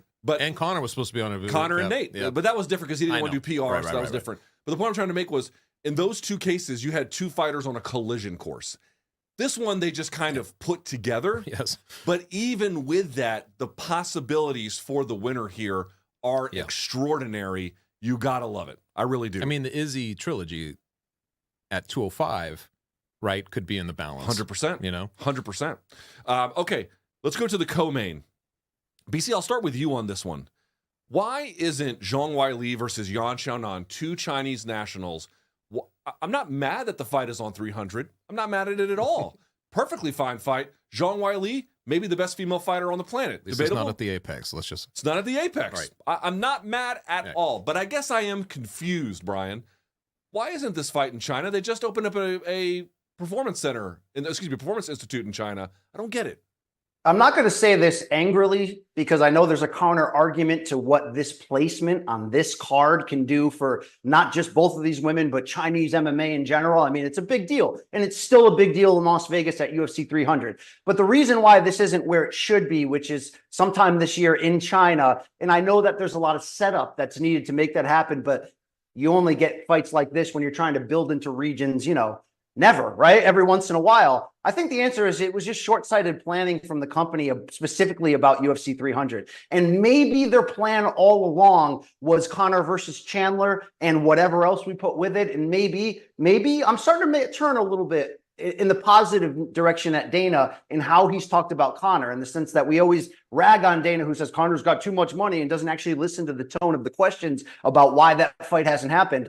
I'm starting to truly believe that Conor's just, to be fair, out of his mind and not in fighting mentality even remotely, and is in full-on movie star, rock star mentality. And maybe Dana's more, protecting him by the way he talks about it. But if their plan all along was that, and they didn't want to panic about everything else, and maybe once they realized that that fight could not be made now, then they were like, oh crap, we have too many good fights already on 299, on 298, a great main event on 297.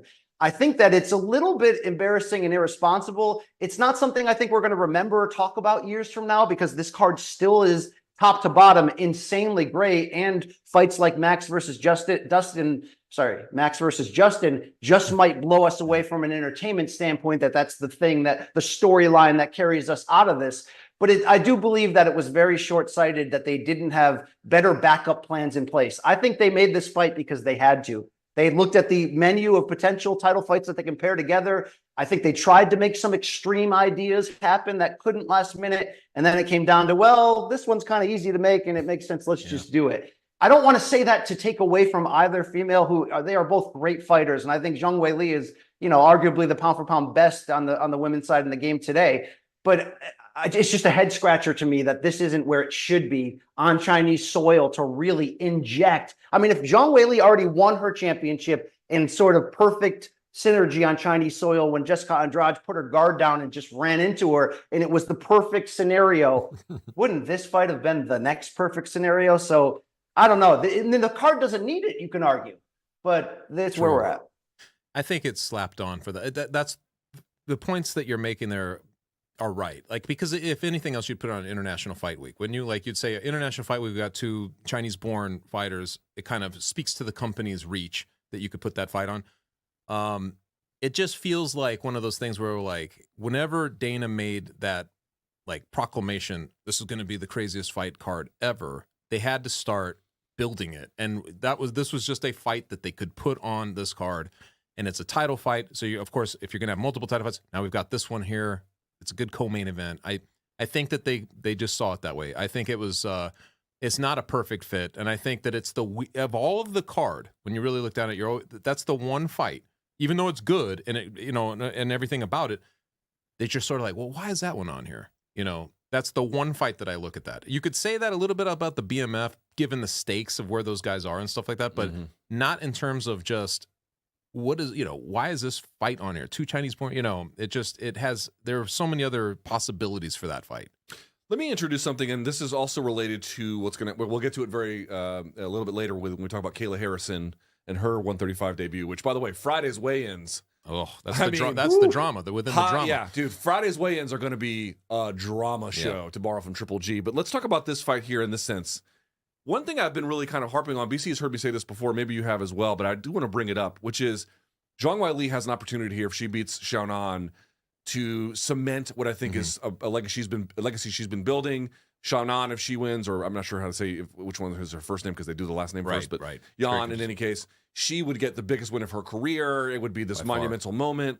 So you love the stakes there, and as BC indicated, these are 2 high-level fighters. Xiaonan, very deserving of this opportunity. Zhang Weili on the cusp of something very special. Okay, I'm all in. I will say, what is going on in women's MMA right now? Because in 2016, when Ronda was around, and granted that was lightning in a bottle, but you had women at the top not only as big stars, but delivering dynamic highlights. They had big rivalries. They were the show in many months of the calendar year, if not for the whole year in general. Conor was still around, so not totally, but you get the idea. And I'm not saying these aren't talented women. They are. Not mad at the fight at all. But what I kind of feel like what I hope that we get out of this, Chuck, is, I don't know, some electricity on the women's side of the game. It's missing right now.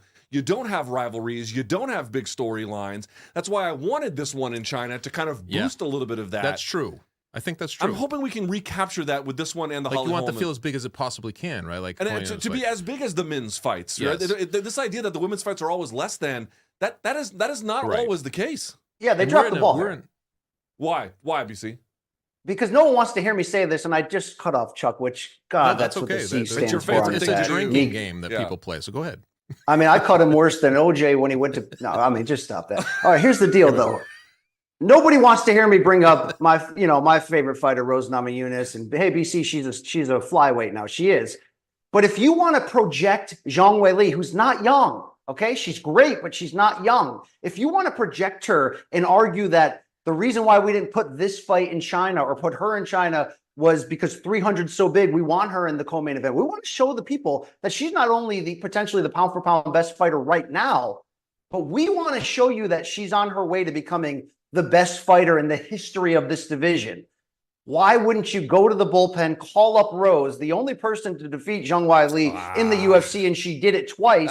Say to Rose, I know you want to go to 125, but let's cut one more time. Here's career best money, and we are going to market this fight as the battle to announce who's the best in the history of 115. And I mean, you could even take it further. I mean, the winner would essentially have a stamp of being in that conversation of the best female of all time. Why wouldn't you do that? Please, guys, outside of your loathing for me always going back to the well with this trilogy idea, wouldn't this be the best way to stamp Zhang Weili as an all-time great?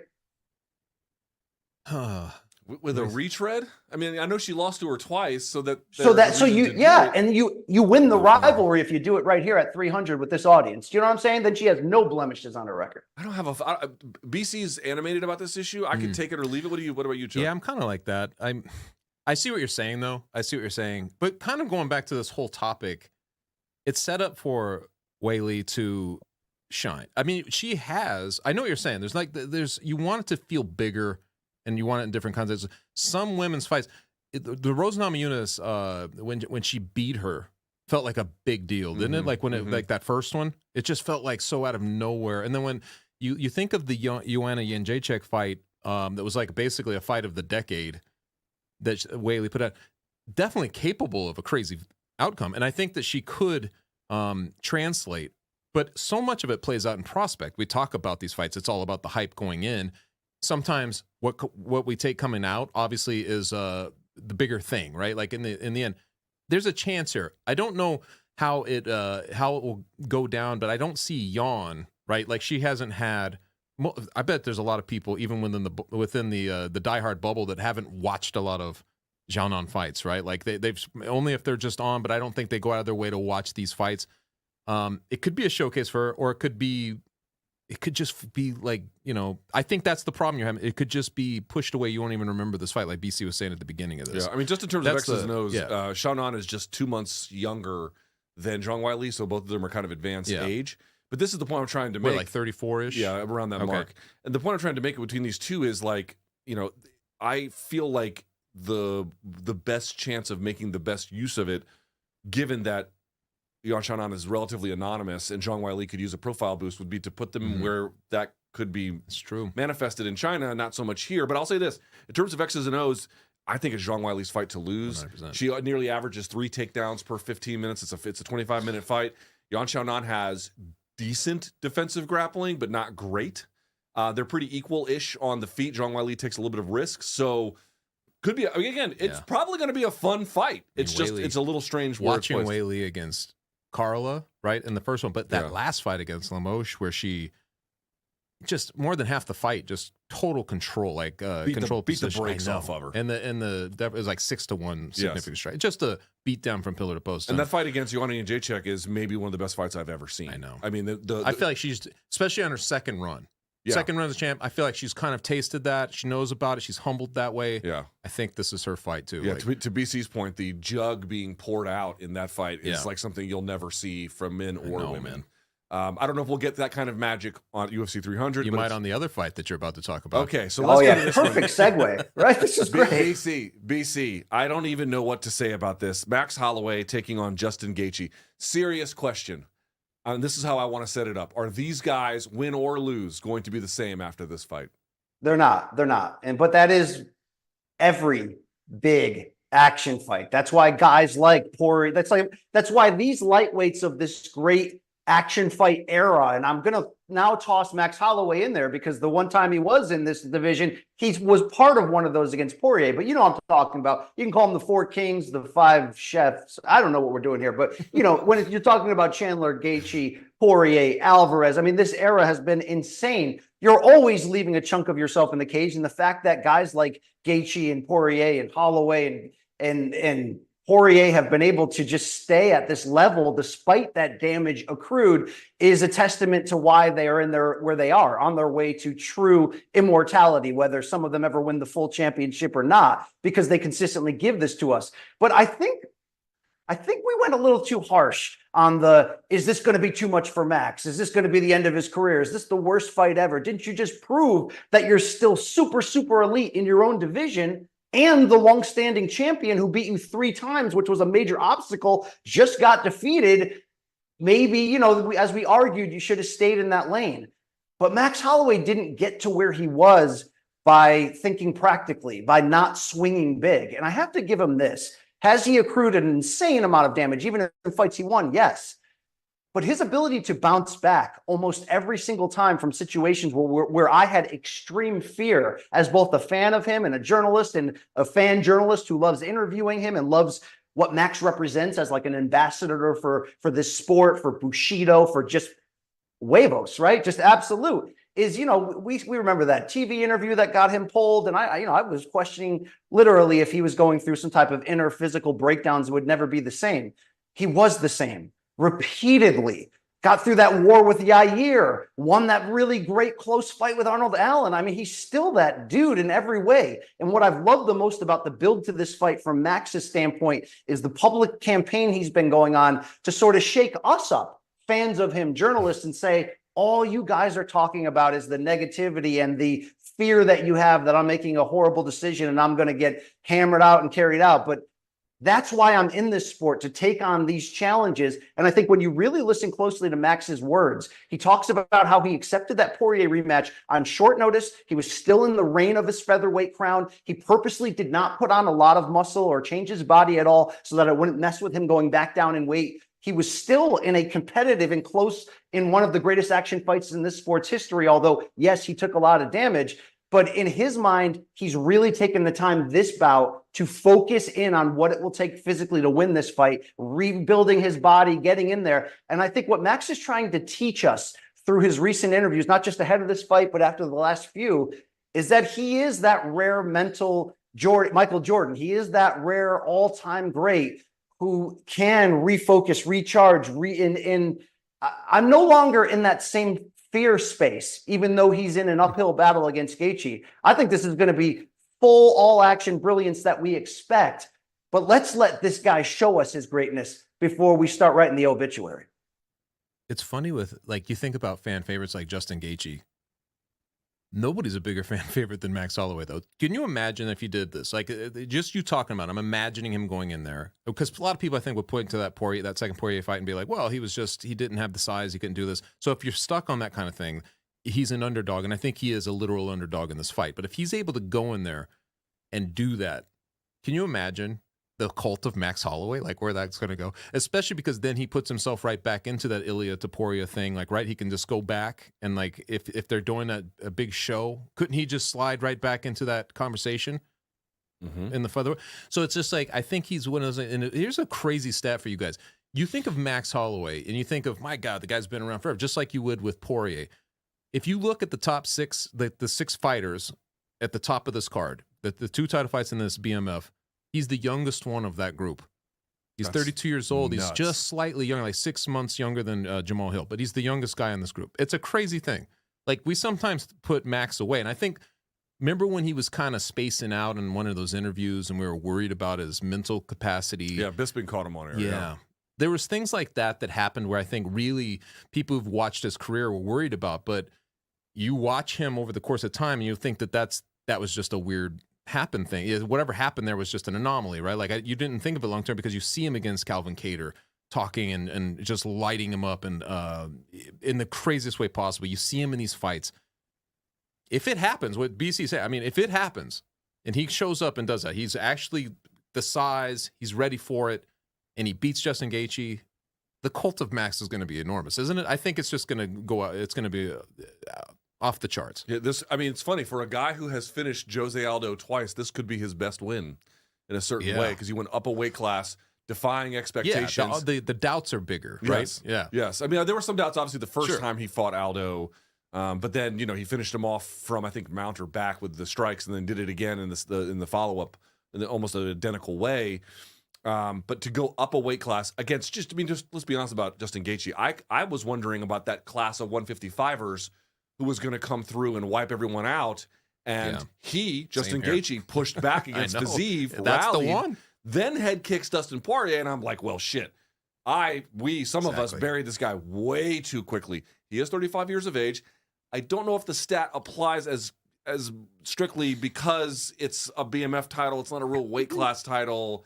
It doesn't have the same value. I love hearing you debate that. I love hearing you scientifically try to fight the battle of the stigma of your own stat. This is great theater. Stigma? I've looked so good with that motherfucking stat. Are you kidding? There's no stigma attached to it. But I guess what I wanted to point out was, if Max goes in there and does what you're rightly describing and what some people think is unthinkable in defeating Justin Gaethje up a weight class, claiming a belt, he's already probably going to go into the Hall of Fame. This would expedite it. Yeah. Also, guys, how big would a Topuria championship fight be at featherweight in Spain if the dance partner is Max Holloway coming off of a heroic late career type of performance that this could be? And by the way, to add on my point earlier, they've actually been training because he's putting on more bulk at sitting down on his power, because we all know that was the thing that separated him from Poirier in that rematch. Great 5-round fight. Max could never hurt him or really get over the top. I don't know if that will change in this one, but how big would Topuria versus Max be, whether they put it in a bull ring in Spain or they do it in Luke's underwear, to be fair, right? I mean, because that's really where that fight belongs. Lot of skid marks in my undies. I mean, we got to be careful around there. That could be one of the bigger fights of this era, really. Like, you know what I mean? Like, it could be incredible. It could be. That would be amazing. Because of where Max is. Max would be going into that in a situation where he's basically being lowered into a cauldron, which would be Spain. If it's all just like we're talking about, and Ilia Topuria being where he's at, that's the height of momentum. I've been listening to Shaq Majori, who won't stop texting me. Did an interview. Look, would you just retweet him already? I mean, come on, right? Just retweet him. I mean, the thirstiness. You ever seen that clip of Denzel Washington as Malcolm X? That brother's starving. That's how I would describe Shaq Majori. But he did an interview with Justin Gaethje, and Justin Gaethje sort of going on like, yeah, I don't really want to do. I don't want to hurt him too bad. If I can break his arm, if I can shatter his leg, that would be better. And I'm in no way here trying to talk Justin Gaethje out of his own confidence. Like, that's what you would need. There is a part of me that wonders, though, that he feels like I'm the bigger man. I'm a dominant puncher and kicker at this weight class anyway. If I just lay the lumber to this guy, he will fall. And here's the thing. If he becomes the first guy to stop Max Holloway with strikes, holy shit, Justin Gaethje even gets a lot out of this beyond just the victory itself. But on the other hand, if he just thinks he can lay the lumber to him and Max still has that all-time durability with him, it sets up for an interesting later on. Okay, I love Chuck, I want to send that to you because I love the way that Luke teed that up. We always say that when someone's fighting a dominant wrestler. What if they can stay on their feet? How does that change this dynamic? Isn't this Max's fight to lose if he is actually able to install distance and speed? Because we know the technical advantage he's going to have over Gaethje. Gaethje's not going to take him down. I'm talking myself into Max. Do it, do it. Not only... Yeah, man, talk about this, please. I'm just going to enjoy it with these pit stains. You know what I mean? I think that you guys are right. I think that Gaethje, he just knocked out Dustin Poirier, who beat, if you just do this kind of math, right? Like you could do this math where Poirier handled Holloway. So you could do this, but I think that Gaethje's mindset is that probably he will not be able to handle his pressure and power together. Like that if he's able to put these things together the right way, he could take out Max Holloway. That could be very dangerous. We've seen Max Holloway and with his footwork and speed and his ability to adapt, as you've mentioned many times in a fight. Like I think that the more he withstands, the crazier it gets. Right? I think that it probably does become Max's fight if he's able to withstand and make it into the later rounds. BC, you know what else is happening here? Because I got asked about it. I didn't connect the dots at first, but someone did ask me. There's a little bit of the ghost of Tony Ferguson following this fight, which is to say, because of what Justin did to him and how brutal it was and how one-sided it did change his career. He was never the same after it. There's a lot of people saying, is it Max setting himself up for that? BC, to which you would reply, I'm trying to paint a picture that I think Max is just built differently, that his ability to bounce back because of his mental toughness. And I'm not saying it's going to last forever because we always use Chuck Liddell as a litmus test. When the chin goes, it's gone. It's not coming back. Max is not there yet, but I just think his guile, his toughness, his mind, like what's the reason that someone like me originally missed Max's brilliance? Meaning that when he finally got to the title level after that long win streak and got to the Aldo fights, I picked against him in the first fight. I picked against him in the second fight too. What did I miss? Because it's the intangibles deep inside that truly separate this guy. Yeah, incredible volume striker, distance manager, takedown defenses through the roof. But really, it's the combination of his smarts, his IQ. Look at the adjustments he made after the first Volkanovski fight. And just that mental wiring that I don't think it's going to go down that way. I don't think he's there to be hit as consistently as Tony Ferguson.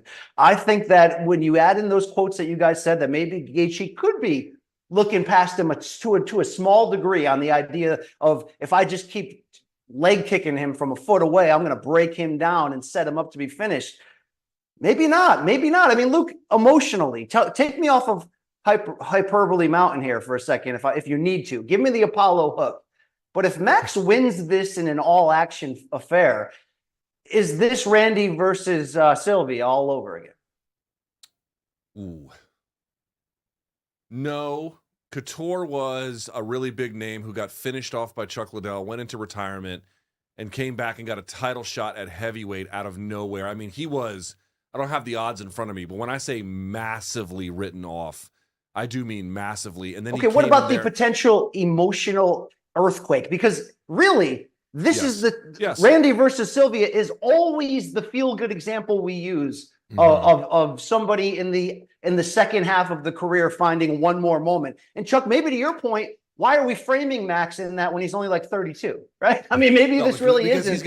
He's 32, but he's got that Nogueira mileage on him as well. And like that, I was amazing. I remember Nogueira eating punch after punch for year after year, and it never mattered until it did. Right. And then when it went, it was fucking done. Like the Nogueira chin had its expiration date. But you were gonna say? No, I was just okay. I was pitching it to you and you weren't ready. I was it's funny to think about sustainability in the way that we're talking, because you could do the same thing with Justin Gaethje. Like at some point you're like, how can he continue this? I remember having a conversation with him, whatever year it was, when he was fighting Luis Palomino in his second fight, World Series of Fighting, and saying like, surely this can't sustain.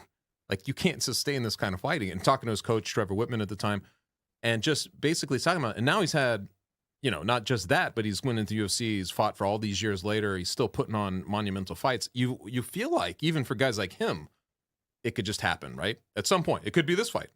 It could be Max lights him up, and all of a sudden it's the other. He had wars after the Palomino fight. He obviously had wars here in the UFC, but he reinvented himself. And so I think that, to me, is a big difference. Right? You're right. I mean, he has to an extent. I still think he gets away from caution. Like his self-preservation is not like some fighters. Okay, fair enough, but I think there's a lot more self-preservation than you might be giving him credit. Like, for example, if you go back and watch the first Poirier fight that Gaethje had, dude, he's just walking into shit and then trying to get as close as he can for leg kicks, and then just got eaten alive.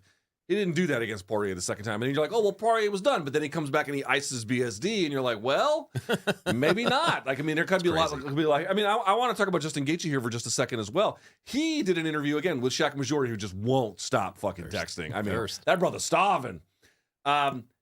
He was basically conceding, the winner of Tsarukyan, we'll talk about in a minute, Tsarukyan and Oliveira, they're going to get the title shot. I'll just fight that winner in March. BC, are you surprised that he just punted on he gets the next title shot? Who are you saying gets the next title shot? Gaethje, if he wins, he basically was like, yeah, I'll let Islam fight, blah, blah, blah. I'll see whoever the winner is. I mean, look, you stack victories over Poirier and Holloway in succession. You're going to get the title shot in any division at any moment. But we got kind of an issue here because Oliveira versus Tsarukyan has been exclusively sold, from my vantage point, as the number one contender fight. I interviewed Tsarukyan for Morning Kombat, and that Armenian Hulk told me, no, he interrupted me and said, no, this is the number one contender fight. The winner will be fighting the champion next. And also Poirier, the fan favorite, just reinvented himself, and he hasn't fought this current champion yet. I don't know what the UFC will do, and I don't even know what they should do at this moment. I know you're looking for something beyond white belt reactions in terms of my analysis and not just really shitty humor. But I got to say, guys, I am a little bit perplexed on who deserves it most, because I know you were teeing me up to tear down Justin Gaethje's argument. But dude, he head kicked up Dustin Poirier. So maybe that takes DP out of it to begin with. I mean, if he beats him and Max, Poirier is saying on social media yesterday he's next for Islam. They all think they are. So my question back to you guys is, I can't figure it out. Who actually would deserve it the most? Honestly, if Poirier is going to be ready, I think it'll be him. Yeah. Whether or not it should be, it will be. Really? Or if I'll say this. it seems like winner or loser of the Holloway Gaethje bout gonna need some time off. I don't know that, but it seems likely. That seems like an educated guess. That was yeah, Tsarukyan and Oliveira is a 3-round fight, not a 5, Right. and not a bruising fight in the same kind of way, although one could get their lights put out. You never know. It seems like they're going to be next up just by virtue of availability. Yeah. I would have no problem. I mean, if after what Poirier did, and to go through, like you were talking about, all these monsters that are coming up in the division. I was with you. We were talking about this. We are like, dude, it is, you go from like 4 to 10, and you're like, good luck. Yeah, all V's of and those, Z's in everyone's name. You're every one boned. of them. Poirier just did it, and I would have no problem. The way he did it, the way he overcame it, it's just such OG stuff. And I'm like, you got it. Like, I feel like they would be missing an opportunity if they didn't do it at this point. Yeah. But it's a weird situation because we know how it is, man. It's recency bias, and it's perception based off of what just happened. And you've got 2 critical fights about to happen, and like, say your boy Tsarukyan goes right through Oliver. Nobody does this. Not like this Charles Oliveira that we know. If he goes right through him, I mean, it's going to be tough. 28, ready to go. I know. They're just going to give it to him. It's going to be tough. And you have they also have the backstory with him and Islam from way back when they fought before. So it'll be very interesting. I think that's what makes it so fun. You have so many contenders and so many variations of what could happen here. I'll say this too, BC. If Justin Gaethje becomes the guy who changed Tony Ferguson's career and becomes the first person to stop Max Holloway with strikes, whoa. Yeah. You're dealing with maybe not the best striker in UFC history, but maybe the most punishing striker in UFC I think history. it's fair to say that right now, and we did this exercise in the past in Morning Combat, I think Justin Gaethje is already the greatest action fighter in the history of mixed martial arts and the UFC banner. Like the most rewatchable on UFC Fight Pass. And he's only going to add another brilliant chapter here. But if he's able to, like you say, put Holloway's name on there right after Poirier, he doesn't need the full championship to go down where he's going to end up going down as a first ballot Hall of Famer. Because when you have those layers to who you are, the ability to be so fan serving in your style, yet still have a very glossy record and continuously work your way back into the title picture. It says something about a man. Seriously, this is one of the greatest in this category of, oh, who's he fighting? I don't care. What city? I'm there. Like, you know, these fans travel in the UFC and they pay for it too. They pay a lot. I can't fucking wait for this fight. I just was thinking that. I don't know if it's wait. because you sold it like BC on the front end, you're on Holloway, now you're going Gaethje, and I was sitting there thinking the exact same thing. I'm like, dude, this is an insane fight, isn't it? Yeah, it's super insane. And by the way, you know what? Should it be the main? Should it be the main, Luke? Let's have that argument, you old bitch. I mean, you don't have to be hostile. Nice to see you. You seem friendly. BMF over a weight class title. I don't know, dude. I don't know. Star power, baby. Star power. I get it. I mean, listen, if they did it, would it be a crime? No, it would not be a crime. But they like I do think I think they like it in that spot. Yeah, though, I think dude, it's such glue in the middle. You know, I mean, you're gonna need a cigarette after that. You know what's gonna happen? Everyone's gonna go to the bathroom after that fight. No, they're gonna miss the women's co-main. I swear. I guarantee you're right about that. All right, let's talk about the fight, BC. I mean, you know, there's the Ilya Topuria boners. This is yours right here. There's many boners. The city kickboxing boners. Here's another one. Armin Tsarukyan, my Armenian brethren, taking on Charles Oliveira. Another all-action affair. Another one, Chuck, young gun, old guy, I'm putting in quotes, but, you know, a veteran, let's say. And Charles Oliveira, both guys coming off of beating the shit out of Beneil Dariush, who's a great fighter himself, but that's just what happened. Here's my question to you. I was very surprised by this, even as someone who has been a believer for Tsarukyan for some time, although I've been a doubter at times too. Does it make sense to you that Charles Oliveira is a nearly 2-1 underdog against Armin Tsarukyan? What's the story behind that? I mean, that's one of those things that I don't get either, because it's not like Charles Oliveira, he lost to Islam, right? Soundly, but I mean, still, it's Islam. And Tsarukyan gave Islam a much tougher fight in his UFC debut. True, which is why you want to see it again at some point. But I would certainly put Oliveira as the older guy, even though he's got all these records and he continues to be who he is, even better in some cases, as an underdog in this fight. I just think that Tsarukyan is that good. And I think the perception, if you go back and watch, I think he's that good. Even though he has the Gamrot like that, you know, there's a couple of losses on his record, but they're against other monsters, and they're at certain points of his career, like the Islam one you mentioned being so. So I think that he's an underdog, but I would not put him. No way that I would make it a 2-1. Charles Oliveira has made a career out of just crumpling up people's parlays like that, hasn't he? Like Yes. he's made a career of doing Yes. this. Also, he has early in his career, he made a career out of fumbling and collapsing and crumbling. It's just that the more recent version is Been that Makhachev fight notwithstanding, none of those things. BC, are you surprised about the odds? Shocked. They done messed up here. And what they're probably going to end up doing is give, like we were talking about with Holloway, where he's been absorbing the negative feelings of those who are like, oh man, I don't want to see my beloved guy get beat up. I think they're going to light a fire under Oliveira, because I know that, when fighters try to pass off a loss with a reason, we always call it excuse making. But when he was on the streak he was on, and then he lost in sort of the ho-hum, dominance style against Makhachev, it was like, damn, the air just came out of the balloon. So when he says afterwards, look, like, it was a bad night. It was one bad 10-minute stretch, but I'm still that guy. What he showed me against Dariush is he's still that freaking guy. And then he misses out on his scheduled chance to get back in there and redeem himself because of injury, and now has to go through this absolute killer. And you're going to make him a huge underdog? To what Chuck said, he lives for this. He lives to dye his hair gray, show up at your party, not give a damn about what's on tap because he's taking your girl home anyway, and that's the only reason why he's here. This is very interesting. It's also interesting that both guys are coming off finish wins against Beneil Dariush, and both are hoping to secure rematches against Makhachev. It's sort of weird synergy right there. But Tsarukyan is very good. The knockout win against Dariush teased us that he might be great, that he might have rounded out. But that's such a small sample size to have that full confidence that he's still not going to be in a position where he can make that one mistake. And that's all Oliveira needs. And especially if he makes that one mistake within chaos. Who's better at navigating chaos than the champion who used to have a name?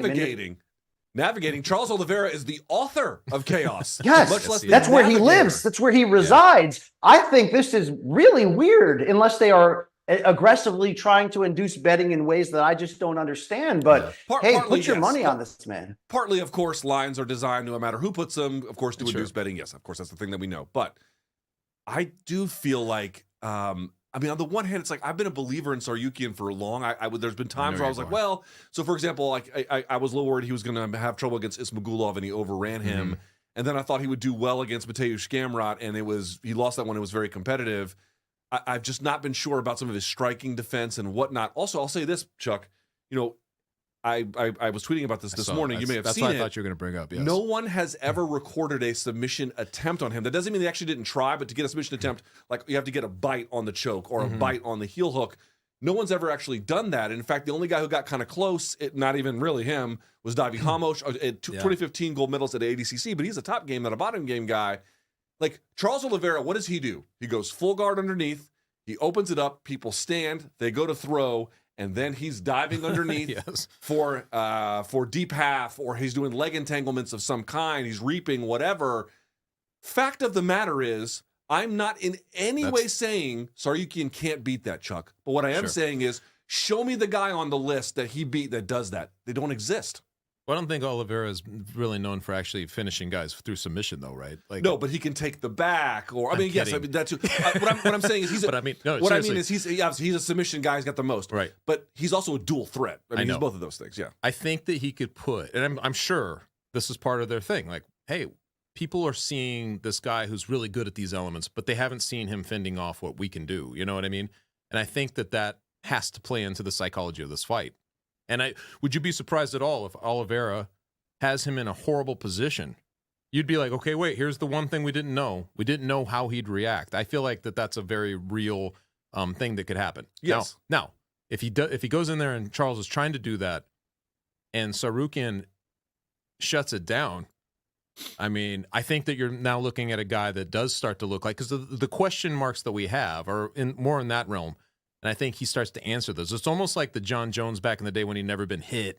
Right. We didn't know certain things about him. And then we saw the Gustafsson fight. He gets clocked. He was able to come back in that fight. This could be an informative fight. And if nothing else, it'd be an informative fight about how good Tsarukyan is. If he's able to get by, how does he do it? And was he put into those positions? How did he handle himself? Right. I mean, There's a lot of information to be had here. This is my point, BC. I'm not in any way suggesting Tsarukyan can't or won't win. Again, he's a 2-1 favorite, basically. What I am saying is if it goes to the ground and the leg entanglements start like in the Kevin Lee fight and the Michael Chandler fight that Oliveira had, and Tsarukyan defeats that, he will have defeated something we've not seen him do before. That's the point I'm trying to make. It's a new level of hurdle that Oliveira's faced guys kind of like Tsarukyan. Mm-hmm. Tsarukyan has not fought guys like Oliveira. Period. Exactly. That's why it's hard to take the one sample size of true greatness, which was that Dariush fight. He's shown flashes. He looked good in a very close but disputed win over Gamrot, but we need to see that consistently. What these odds suggest to me is that there's the belief that he's going to take Oliveira down with ease, which may happen at times due to his wrestling advantage, but not be in danger, just deliver, the kind of violent ground and pound that can finish a fight within a minute. This is Charles Oliveira we're talking about here. So, yeah, really intrigued. And by the way, I mean, we've done this little bit of debate on Morning Combat in the last few weeks a couple times. Oh, wait, maybe we didn't really have a show in the last few weeks. So I should probably tell the truth. While we were crying over text to each other. Yeah, but the whole idea that, this might actually be the best fight on the card. It might actually be, all things 100%. considered. It's tough because it's a 3-rounder, and so it limits the scope of what's possible. But yes, pound for pound. But so much at stake, styles clash in a way that we want it to. And maybe then, all that disgust I had for how this 300 card ended up looking. Imagine if we get this being a mini classic that leads into the Holloway versus Gaethje guaranteed classic. Then you get your smoke break during the co-main for history for China. And then what if the main event ends in a knockout, which it's just about guaranteed to do. Yeah, this could be a really, really great night at the office. I'll say this, though, and I'm not trying to jinx, but MMA is, listen, if there's one thing that you pick up watching MMA as long as you and I have been watching it in BC2, it's fucking weird. It's super unpredictable. Dude, if there's, imagine in the Bo Nickel fight, we'll talk about it in a moment here, there's an eye poke, it ends, and then Oliveira gets injured, which first round, they throw it out. Trust me, man. You know what I mean? People are going to lose their mind over this. All these potential, barn burners, and they just don't. MMA they don't catch. Fights can either be so great so easily or derailed so easily. Boxing is not so easily derailed one way or the other like that. You know what I mean? And it's not as it's not like the chain, right? Like one to the next. Boxing is usually kind of like you're waiting for the end, right? Yeah. Generally speaking. People show up late and shit, yeah. But I mean, so often it's happened. On paper, you're like, oh my God, this can't miss. And then it's like you get some weird thing happen, then the second one's just anticlimactic, and you just go down the wrong way. You know? See, last question on this. Arman Tsarukyan, if he does break through, if he proves he is that guy, he's the first one. I guess Makhachev is really the first one. But he would be the second one of the new classes of the V's and the Z's. So to speak. I mean, he's Armenian, but he's Russian. He's both. But you know what I mean? Those guys coming out of that part of the world, he would be the first one after Makhachev to begin to connect the dots and break through, would he not? Who am I forgetting? Yeah. No, he absolutely would. And he would also really be a strong move to the idea of this division finally sort of reloading and resetting itself. And not that it necessarily has needed it, because this great group of elders are among the greatest action stars in the sport's history, as we've established. But it is that idea of that next generation coming in. And Makhachev's part of that, even though he's obviously older, but it would be interesting. But here's what's interesting in terms of how we are handicapping who gets the next title shot based on potential performances. I wonder, though, if he has the worst chance out of everybody, even if he stopped Oliveira, of getting the shot at the title next, just because of how strong the pay-per-view brands are for Poirier and for either Gaethje or Holloway. Whereas on the flip side, I think if Oliveira, as an underdog here, can come in, make it a little bit of a war, create some chaos, and then submit him on the ground after a mistake, that might be his ticket to cut ahead in front of those big names, because at that point, who would be more deserving, right? Right. Especially because Poirier, having beat Saint Denis, right? Like, it's very similar. It'd be very similar to what Charles did. If he's able to do that, they'd basically have performed a same function, like a very similar function, beating the guy who's supposed to come up and wreck the division. So that's going to be tough, man. If it is Oliveira, it's going to be tough for the UFC to figure this thing out. They've got some good options. They do. I guess that's really the main thing, right? Like, you've got a lot of great options. We didn't even get to this. If Max Holloway finishes off Justin Gaethje and let's say Tsarukyan wins, but it's very pedestrian and boring or otherwise controversial in some way that's not satisfying. Is Max Holloway going to get a fucking title shot at 155? Well, that's the other option, yes. Right? As the, by the way, as the BMF champ? What? It's possible. It's possible. It is possible. It's wild. Right. That's wild. BC, last fight on the main card, and then we'll go rapid fire through the prelim card because we've already gone 2 hours. Why the fuck did everyone lose their mind about Bo Nickel being on the main card? What the hell's going on?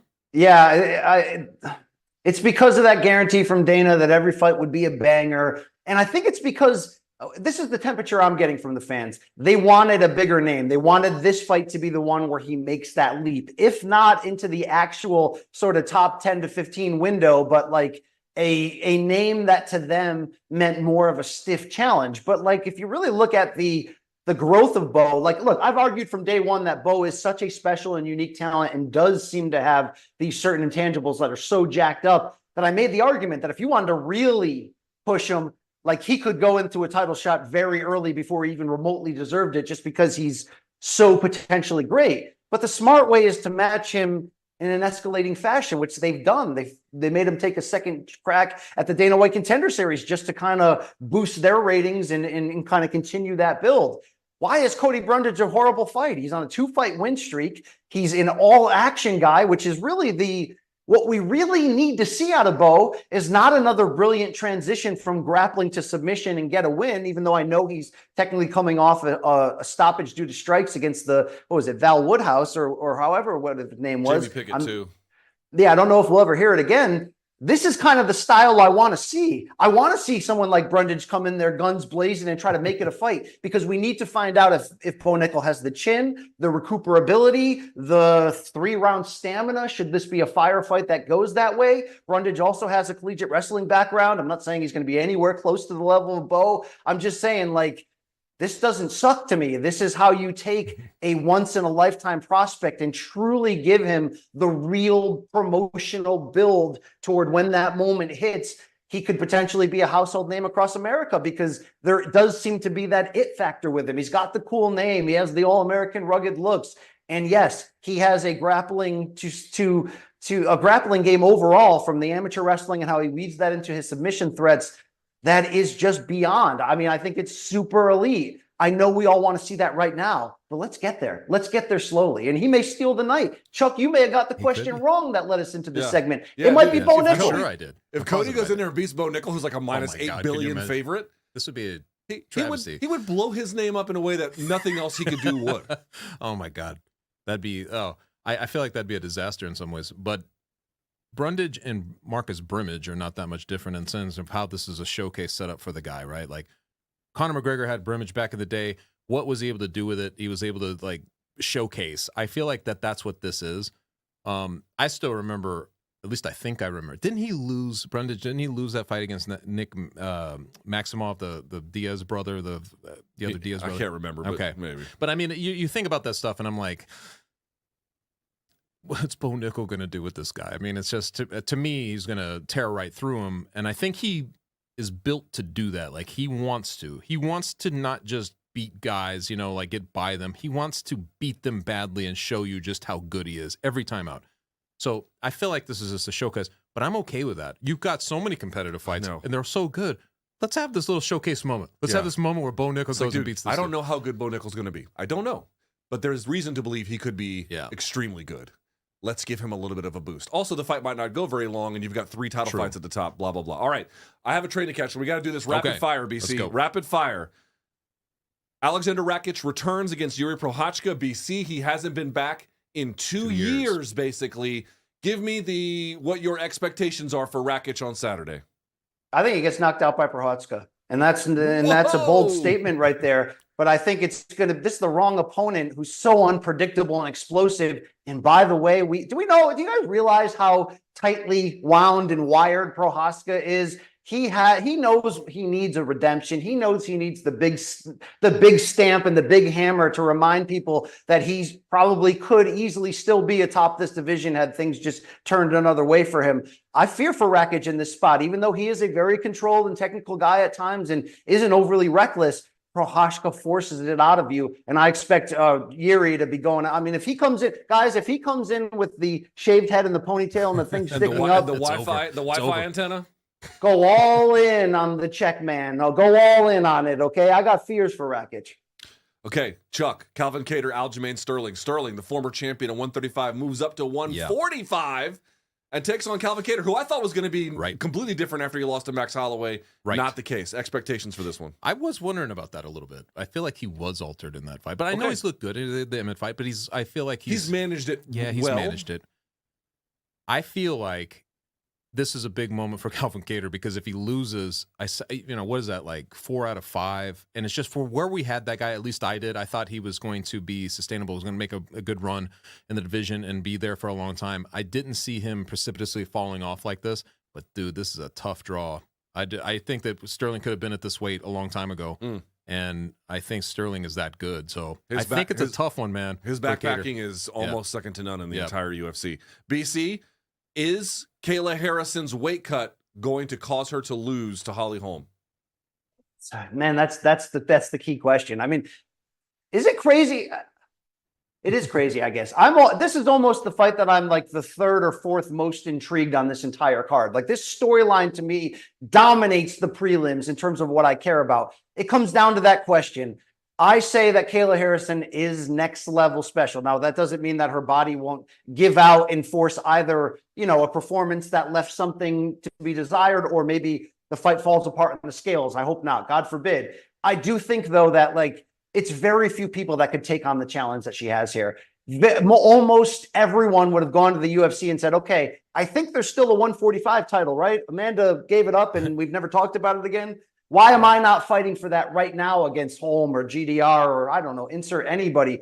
The fact that she said, whether it was, the only option or not, the fact that she said, okay, this is my chance to do what I've been saying into a microphone since her pro debut, that she's not here to be good or just a champion. She's here to be the greatest of all time.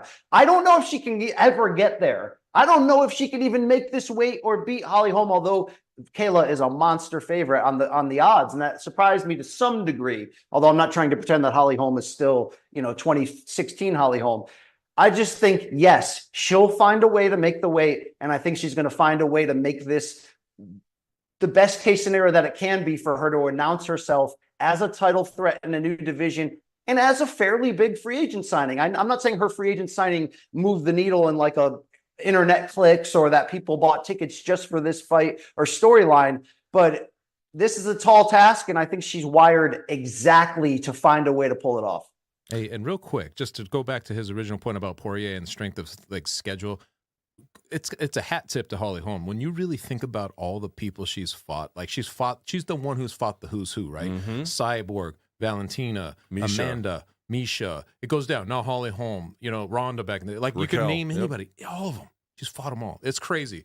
It's one of those weird stories. She's competing at UFC 300, and she's in the Boxing Hall of Fame. I know. Fuck your life, dude. Holly Holm's an athlete.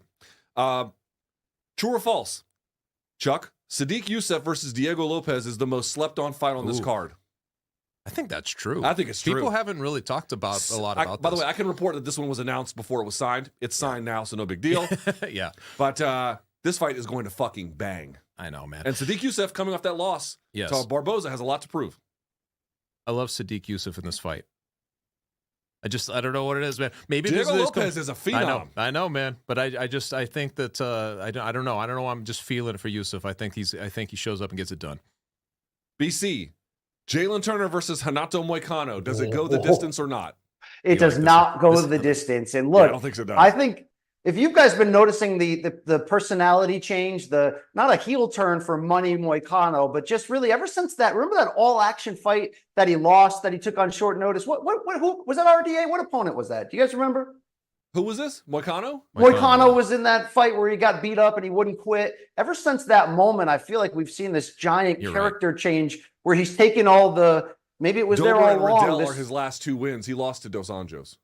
Then it was the RDA fight I'm talking about. His ability to bounce back from that, not just the beating he took during that stretch when he was actively trying to be great, but his character development on his new podcast and the person he is on the microphone, he's crazy. He's a hothead. He makes fights fun. This is not the same guy that lost to Ortega back in the day. I'm wondering if he has an opportunity here against a very tough out in Jalen Turner to get the type of stoppage win that really swerves and moves the crowd. I expect if that happens, his post-fight interview will be an absolute banger. And I'm wondering if he's sort of kind of quasi sliding into this new fun action hero who does crazy shit and we all love it. This could be his platform to really announce that.